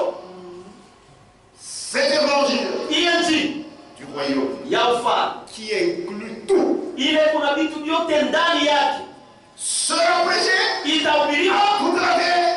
dunia yote mzima. Tous les peuples. Kwa watu wote. Pour servir de témoignage. Kuja kama Et ushuhuda. alors. Na pale La fin arrivera. mwisho itafika. Cela ne pouvait pas être accompli il y a 2000 ans d'ici. Hii haiwezi kutimilika kisha kupita 2000 ans. Mais Lakini c'est dans notre temps ni mwili wakati que yetu cela pouvait arriver. inaweza kufika. Amen. Dans l'état évangile de grâce du salut. Injili ya neema ya wokovu. Amen. Le message c'est quoi? Ujumbe ni nini? C'est la bonne nouvelle. Ni habari njema.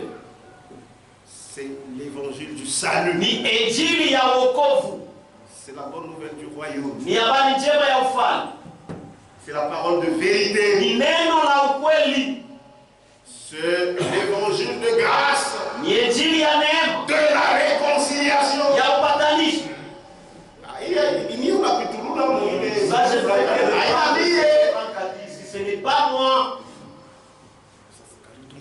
Nous avons l'attrapé là-bas. Ni Eval de Franck. En 2020. Tena en 2020. Ce n'est pas Période de corona.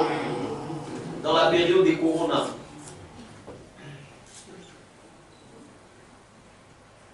Que Dieu vous bénisse. Amibariki. Vous avez Amen. compris le message? Umeelewa ujumbe? Il faut me comprendre. Vous devez comprendre. Le message. Tout le monde a béni. Nous venons terminer, nous atteignons. Plutôt qu'en barrière. Nous sommes sortis de loin. Maintenant, en Afrique. Mais nous commençons à arriver. Pourquoi nous allons très lentement? Quand vous arrivez en vitesse, de faire un accident, tu es déjà chez toi.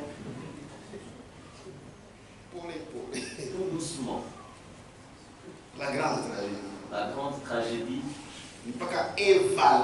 c'est toujours Eval de Franck. La grande tragédie est le plan du salut de Dieu à la lumière du message du temps de la fin. Il dit, Anasema hivi, nous vivons encore tuko naishi tena dans les jours de la grâce. siku ya neema. Page Michelet. Je n'ai pas donné la page. Michelet. Non. Page 68. Ukarasa wa 68. Nous vivons encore Tuko naishi tena dans les jours de la grâce. wakati wa neema. Et chacun Na kila mtu a la possibilité eko na uwezaji d'entreprendre un cours correctif. ya kwanza kusaisha Kusaisha vitu corriger vitu. au kukorije vitu. Amen. Kukorriger vitu. Corriger vitu. Mabongo yote le mhubiri. Tous les mensonges que vous avez prêchés aux gens. Amen. Corriger. On doit maintenant corriger. Et de se placer tout entier Na kujipanga wewe aux côtés de Dieu. kungambo ya Mungu. Maintenant, Sasa pour la dernière fois, juu ya mara ya mwisho la parole de Dieu neno ya Mungu sort inatoka pour notre salut juu ya wokovu wetu et pour notre enseignement. na juu ya mafundisho yetu. Amen. Cette parole de Dieu, Hii neno ya c'est ça le message. njoo ujumbe ya wakati ya mwisho. Cette parole de Hii Dieu neno ya Mungu sort pour notre salut. inatoka juu ya wokovu Si wetu. vous voulez être sauvé, Unapenda kuokolewa? croyez le message. Mwamini ujumbe. Amen. Salut, Wokovu notre enseignement. juu ya mafundisho yetu. Si vous voulez être bien enseigné, Kama unapenda kufundishwa vizuri, croyez le message. mwamini ujumbe. Pas n'importe quel message. Hapana ujumbe yoyote. On va commencer à te prêcher des pyramides. Ici, c'est la parole. Hapa ni neno. Si ce n'est pas dans la Bible, nous refusons ça. Amen. Amen. Maintenant, pour la dernière fois, Ça, c'est la parole de Dieu Neno sort pour notre salut inatoka juu ya wokovu wetu et notre enseignement. na mafundisho yetu, Afin que nous soyons ramenés ili tupate kurudishwa sur le chemin biblique. njia ya kibiblia. Amen. Pour ceux qui ne la suivent pas, Juu ya wale watembelee la même parole. hii neno moya moya. Franchement, on traduit bien. Mais dans Ninjo, je suis un peu très allergique. C'est que qu'est-ce que tu as quitté comme nom, qu'est-ce que ça? Apparemment. Trois points. Maintenant, Sasa pour la dernière fois, juu ya mara ya mwisho la parole de Dieu neno ya Mungu sort inatoka pour notre salut juu ya wokovu et wetu notre enseignement. na juu ya mafundisho yetu, Afin que ili nous soyons ramenés tupate kurudishwa sur le chemin biblique. njia ya Biblia. Pour ceux qui ne la suivent pas, Juu ya wale hawaifuate neno. hapa sasa unaweza. Amen. Ili niseme chemin. Pour ceux qui ne la suivent Juu pas, ya wale hawaifuate neno la parole, la même parole ile neno moya moya sera pour eux itakuwa juu yao, ceux qui les condamnera lors du jugement. hukumu wakati wa hukumu. Amen. Maintenant, qu'est-ce que nous allons encore croire? Quand il dit ça, il lit, c'est dans Jean 12 tout seul. Wakati anasema hivi, teko nasoma, oh, ces gens sont des frankistes. Hapa, moi je ne suis pas montouiste. Jean 12, 48. Yohane sura ya 12 shairi ya 14. Si tu restes dans la parole, je serai derrière toi. Kama unabakia muneno, nitakuwa nyuma yako. Vous voyez, quand vous me soutenez ici dans cette église, Mnaweza sema hapa mbele simamia kwa kanisa. je suis Dieu de nous vérité. C'est parce que je vous prêche la vérité. Les jours où je ne vous prêcherai plus la vérité, vous allez checker Si vous ile Biblia yako ukweli, est-ce que vous allez me faire vivre? Moi, je sais que vous aimez beaucoup la parole. Ninajua kusema mnapendaka sana neno. C'est une grâce que nous avons dans cette église. Ni neno Les iko gens suivent rien que la parole. Watu wanafuataka ni neno tu, hapana kitu kingine. Ici même si on n'assiste personne, Lui, Jésus. Ye atakuya paka. Amen. Kama unaona mtu abamsaidie, Tu vois que anaanza mambo. Mungu naye permettre tusimsaidie. Dieu aussi a c'est pas pour qu'il s'en aille. Comment est-ce que nous aidons les autres, mais toi seulement? C'est que le Seigneur Dieu a fermé les yeux pour que tu partes. Au revoir. Na wawawe. Jean 12. Yohane sura 12.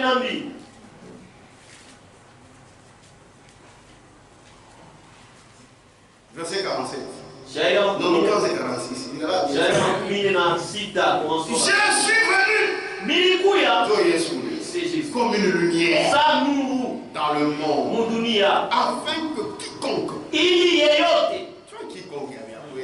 Quiconque est lui. Haina vile makikonge yenu ile. Afin que quiconque. Ili yeyote. Croit en moi. Anyamini mimi. Ne demeure pas. Asidumu. Dans les ténèbres. Umagiza. Alitomoa maboko. Honoré au Seigneur. Pourquoi ils sont dans les ténèbres? Sasa tu as nini leo kumagiza? Pourquoi ils sont dans les Tu ténèbres? as nini leo kumagiza? Puisque hier on a ces marques. Parce que lui il parle ici.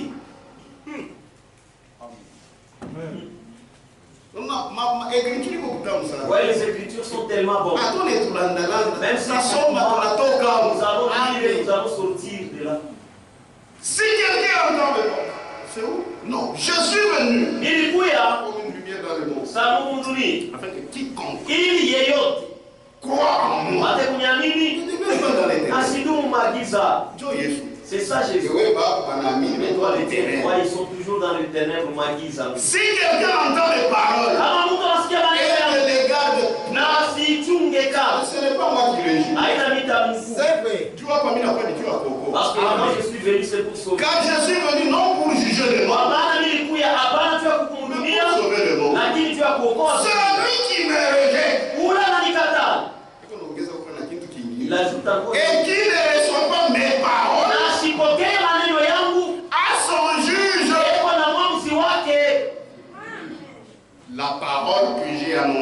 Neno ile nilitangaza. C'est elle qui le jugera. Ndio ile tamhukumu Au dernier jour. usiku ya mwisho. Le dernier jour. Siku ya mwisho. Niko jugement au trône de Dieu. Jugement ya kiti Kule mnataka wote na wamzee. Ah, même ceux des dénominations. Na kule watafuatilia mpaka neno tuwete bahukumu.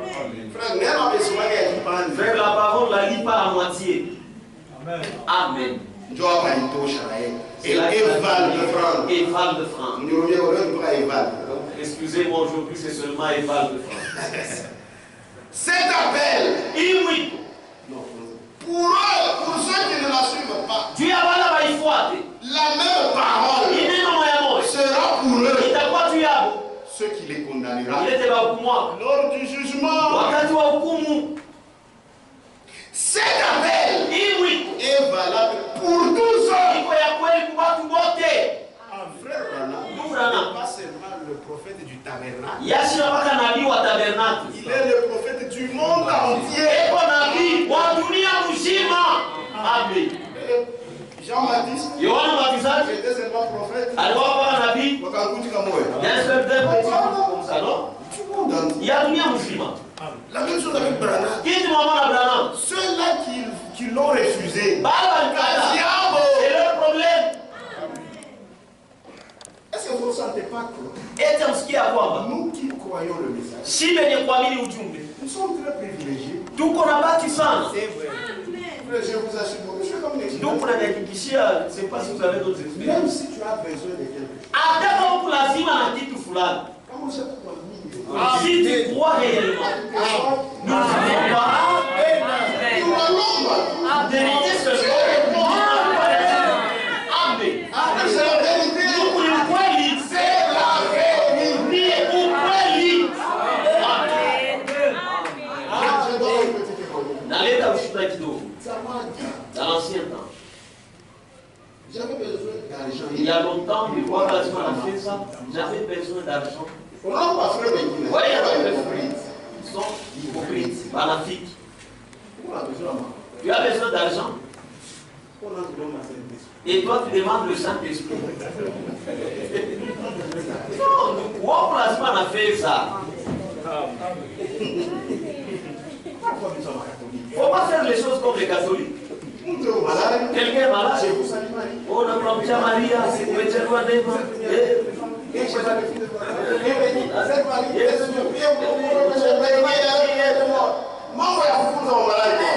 quoi la question de guérir les malades là-bas?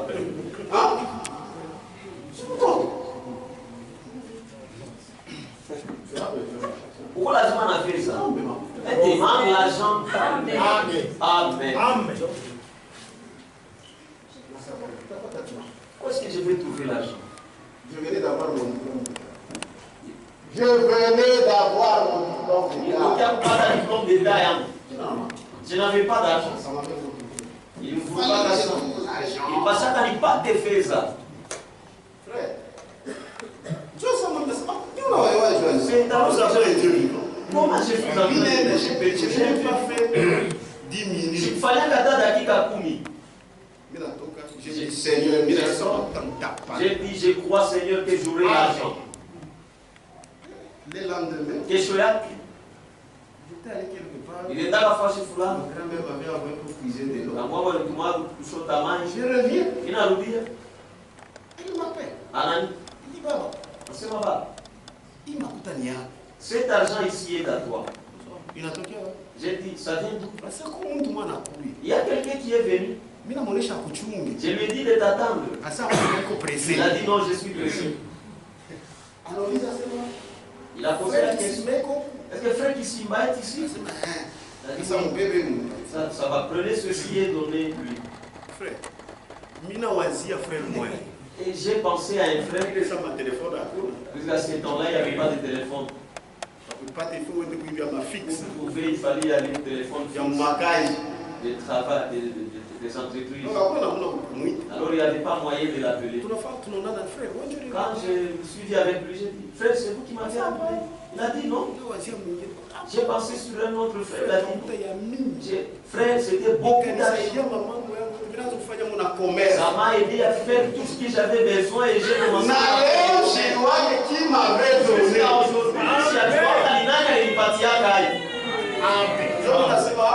C'est alors que j'ai dit, c'est cette prière que j'avais fait là. Le Seigneur a envoyé quelqu'un pour venir me les donner. C'est là que les gens pensent. Puisque parce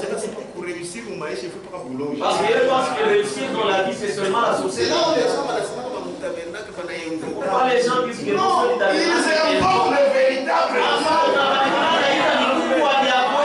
Je vous dis là, nous avons le véritable.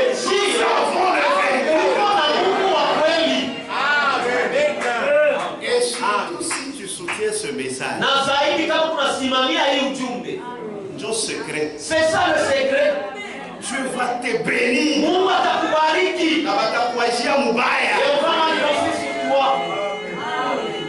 Frère, nous, l'élévation, ce n'est pas ailleurs. c'est reconnaître la vérité de ton temps. Et la soutenir. Amen. Amen. C'est la vérité. C'est la belle. Et valable pour tous.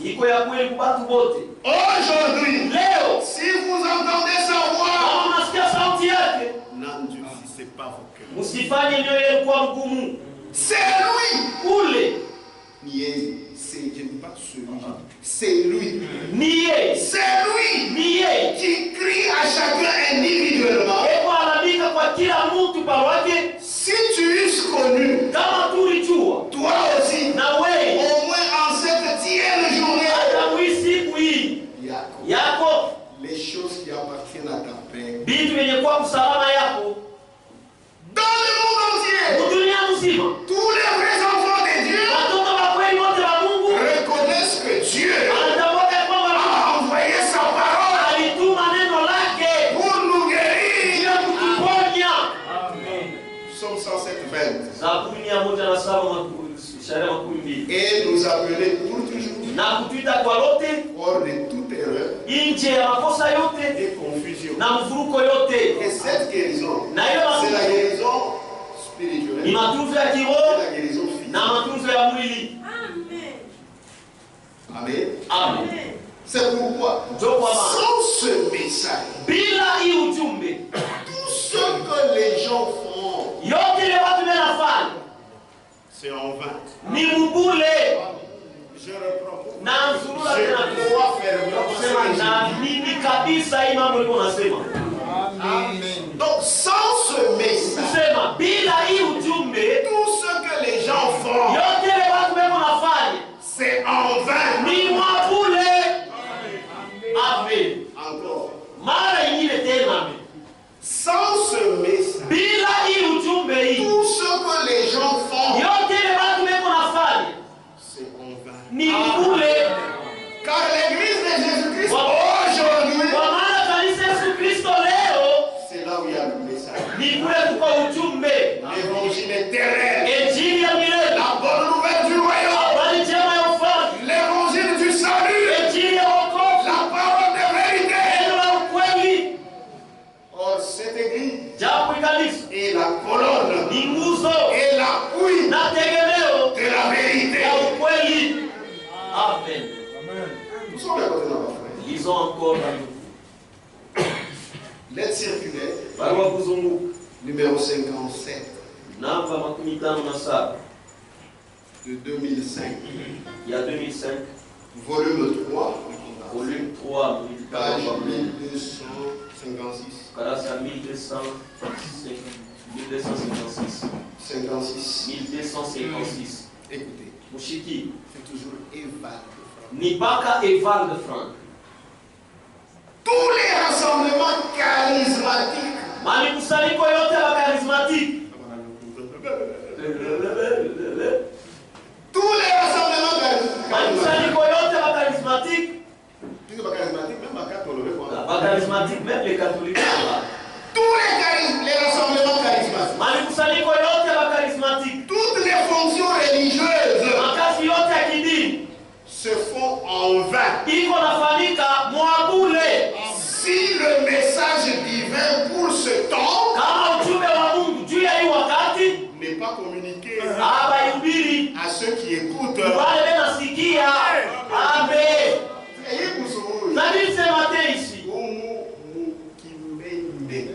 Akimbeibe. C'est seulement ici chez nous. C'est ici que nous sommes en train de faire les choses de Dieu. Amen. C'est pourquoi je vous ai toujours respecté. Parce que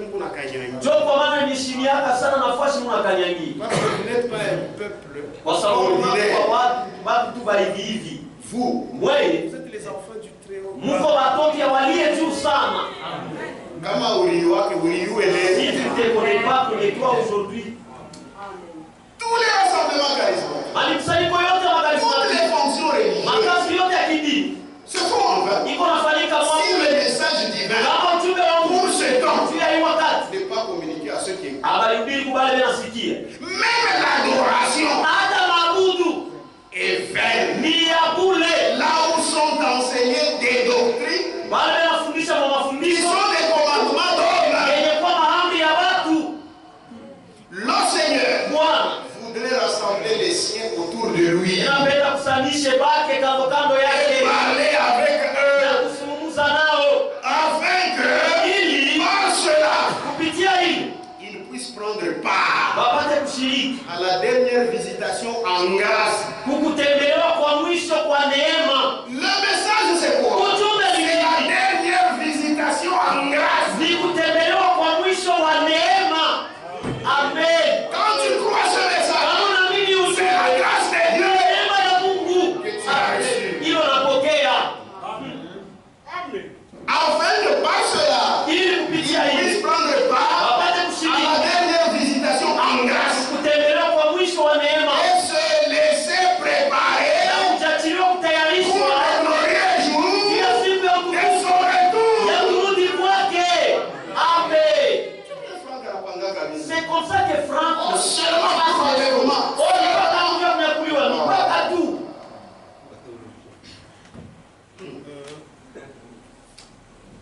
Amen. Amen. Amen. Amen. Et pour terminer, Non, Dieu a kumaliza. ça, tout celui qui croit le message doit le connaître. Il doit le croire. S'il ne le reconnaît pas, il ne le croit pas. Il ne croit pas le message. Amen. Quoi? Mimi C'est que c'est ce message ni kusema ni hii ujumbe qui prêche le vrai Jésus aujourd'hui. ndio tunahubiri Yesu wa kweli leo. Amen. C'est ce message Ni hii ujumbe qui prêche le vrai Jésus aujourd'hui. ndio tunahubiri Yesu wa kweli leo. Frère, tout est révélé. Ndugu, yote ishafunuliwa. Nous ne sommes plus pendant la période de maternité. Hatuna wakati wa maternité. Là où il croyait encore à la Trinité. Kula alikuwa ya minyaka tena mtano wa Mungu hapa. Là, ce n'était pas encore révélé. Kula yote Dieu ne tient pas compte du temps de l'ignorance. Mungu ashangali yake wakati wa kukosa kujua. Mais aujourd'hui, Lakini le message est là. ujumbe hiyo iko. Le Jésus qui prêche les autres. Yesu ule wale wengine ndio C'est anahubiri. la deuxième personne de la Trinité. Ni mtu wa pili wa mtatu. Amen. Baba yake, Son père, kama ni mvivu, nous ne savons pas si c'est Kama la vie ou la Zeka. paresse. Jana grâce kwa kuokoa Mungu. C'est alors qu'il a dit, bon, pour sauver l'homme, Amishaweza. non, moi je ne saurais pas. Chakulana kuna mtu. Voilà, il dort un peu sur sa chaise. Zapeti kwenda kwa Kongo. Allez, petit, va les sauver. Sasa frère, kama ule petit na wako ni Kongo. Maintenant, frère, si ce petit vient les sauver, Nani ana Kongo? qui m'a sauvé? Ce petit. Ni où le petit? Ce petit ana Kongo, c'est Le moi. petit m'a sauvé, il dit, Raza, Bibi, Nilikuzala. c'est moi qui t'ai engendré. Hapana papa, Non, ona. papa, tu as menti, c'est moi. C'est Jésus qui eux prêchent. Njoo ule Yesu hapa Mais tupeleke chez na Jésus le trop miracle. mais notre Jésus que nous prêchons, C'est-à-dire, maana yake le Fils, mwana c'est Dieu lui-même. ni Mungu yeye moya Dans le Fils. ndani ya mwana. Amen. Amen. Isaïe 35. Isaya makumi tatu na tatu. Il viendra lui-même Asema atakuyaka yeye moya et vous sauvera. na ataniokoa. Amen. Amen. C'est pourquoi, frère, Njoo kwa maana quand j'avais lu frère Franck, wakati nilimsoma ndugu Frank c'était très longtemps. Mais on exagère. Il dit, les Jésus qui prêchent les dénominations. Ce n'est pas notre Jésus. Il dit, les Jésus qui prêchent l'église. Ce n'est pas notre Jésus. Oui, et Val de la haine. J'ai dit, c'était Val aussi. Il exagère. Arkitisha. Quand Branham aussi en a parlé. Vous savez que Branham a dit toujours Eval. Ça parle de Branham. C'est là que nous allons arrêter. Amen. Messieurs, nous voudrions voir Jésus. Du dimanche 24 décembre 1961. Il y a dimanche décembre 1961. Il explique d'abord quelque chose. Il n'a pas eu de commencement.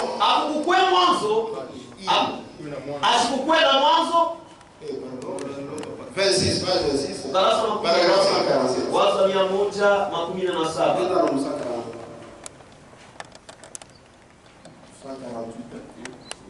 148. Il parle de Dieu. Il n'a pas eu de commencement. Amen. Il était vêtu de la vie éternelle. Mais il mit cela de côté pour prendre le vieux vêtement de la mort pour vous et moi. Merveilleux.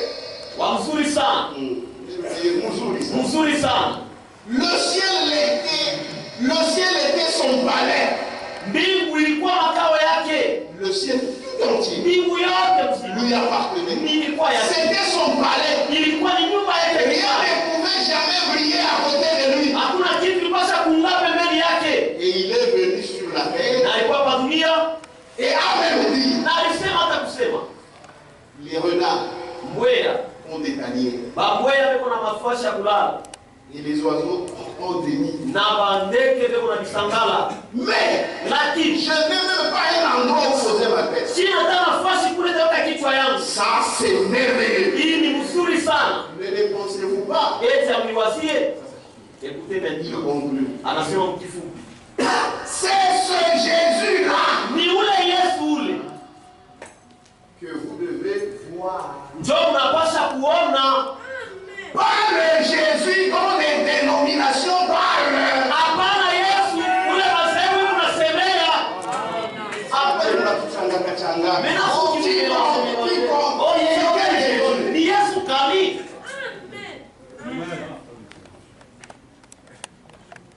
Amen. C'est ce Jésus-là que vous devez voir. Pas le Jésus des dénominations.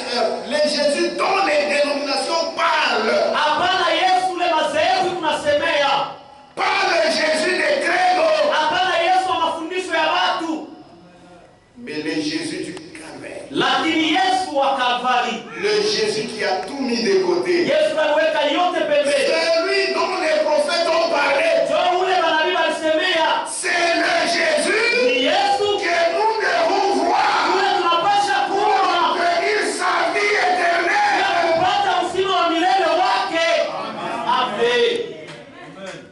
Amen. C'est la vérité. Comprenez maintenant où est l'église.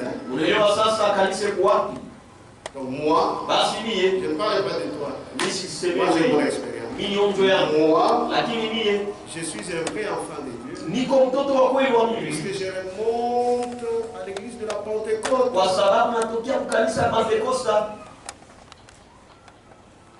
Cette église, cette parole, parce que là où il y a la parole, c'est là où il y a l'église. Dans le temps, les sectes romains a abîmé. Mais après Dieu a commencé à restituer. Et la réformation n'a pas cessé avec Martin Luther. Aujourd'hui, tout est réformé. C'est pourquoi pourquoi quand vous regardez Martin Luther, vous trouvez qu'il avait des erreurs. Mais il a cru. aliamini Ceux-là qui ont cru à cette vérité révélée, ambale waliamini kuile ukweli funuliwa. c'était ça la vraie église de Dieu. Ile ndio ilikuwa kanisa ya kweli ya Mungu. On est allé à John Wesley. Ukaenda kwa John Wesley wakati wa Pente. Aujourd'hui, Leo c'est nous. nishie Là où il n'y a pas ce message du jour de la fin, bala kuna hii ujumbe wakati ya mwisho c'est en vain. ni mwabule, C'est en vain. ni mwabule, C'est en ni vain. mwabule. Soutenez ce message. Musimamie hii ujumbe.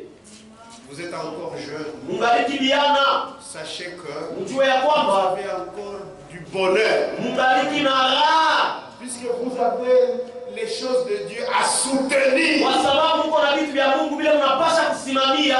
avec ce message. Na hii ujumbe Tu n'es pas malheureux. hauna mtu waole.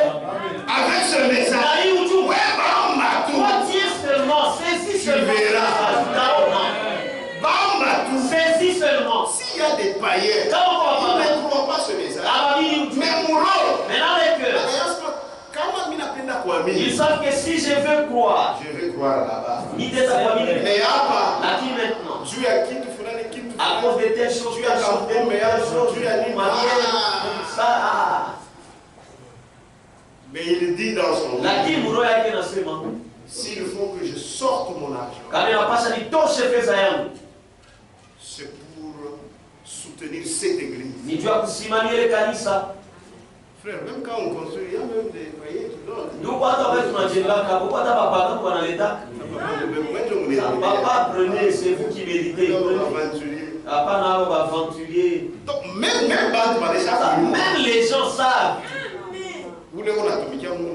c'est C'est lui qui sert Dieu et celui qui ne les sert pas. même si ta foi semblant, Même s'ils peuvent faire semblant. même si Vous pouvez vous rencontrer avec eux. Vous faites des histoires avec eux. Quand tu sors, non, ils nous mentent. mais quand ils trouvent que Lakini kama naona ya kwa vous êtes correct, uko tu kunyoroka na roho yako ni baiti, et même leur cœur leur convainc. quand ils soutiennent, Kama tu wanasimamia, ana bakokoleo, ils ne sont pas et sauvés. Dieu les bénit matériellement. Lakini Mungu anabariki tu mwili. Combien plus forte raison toi, Sasa mara ngapi wewe? Lève-nous.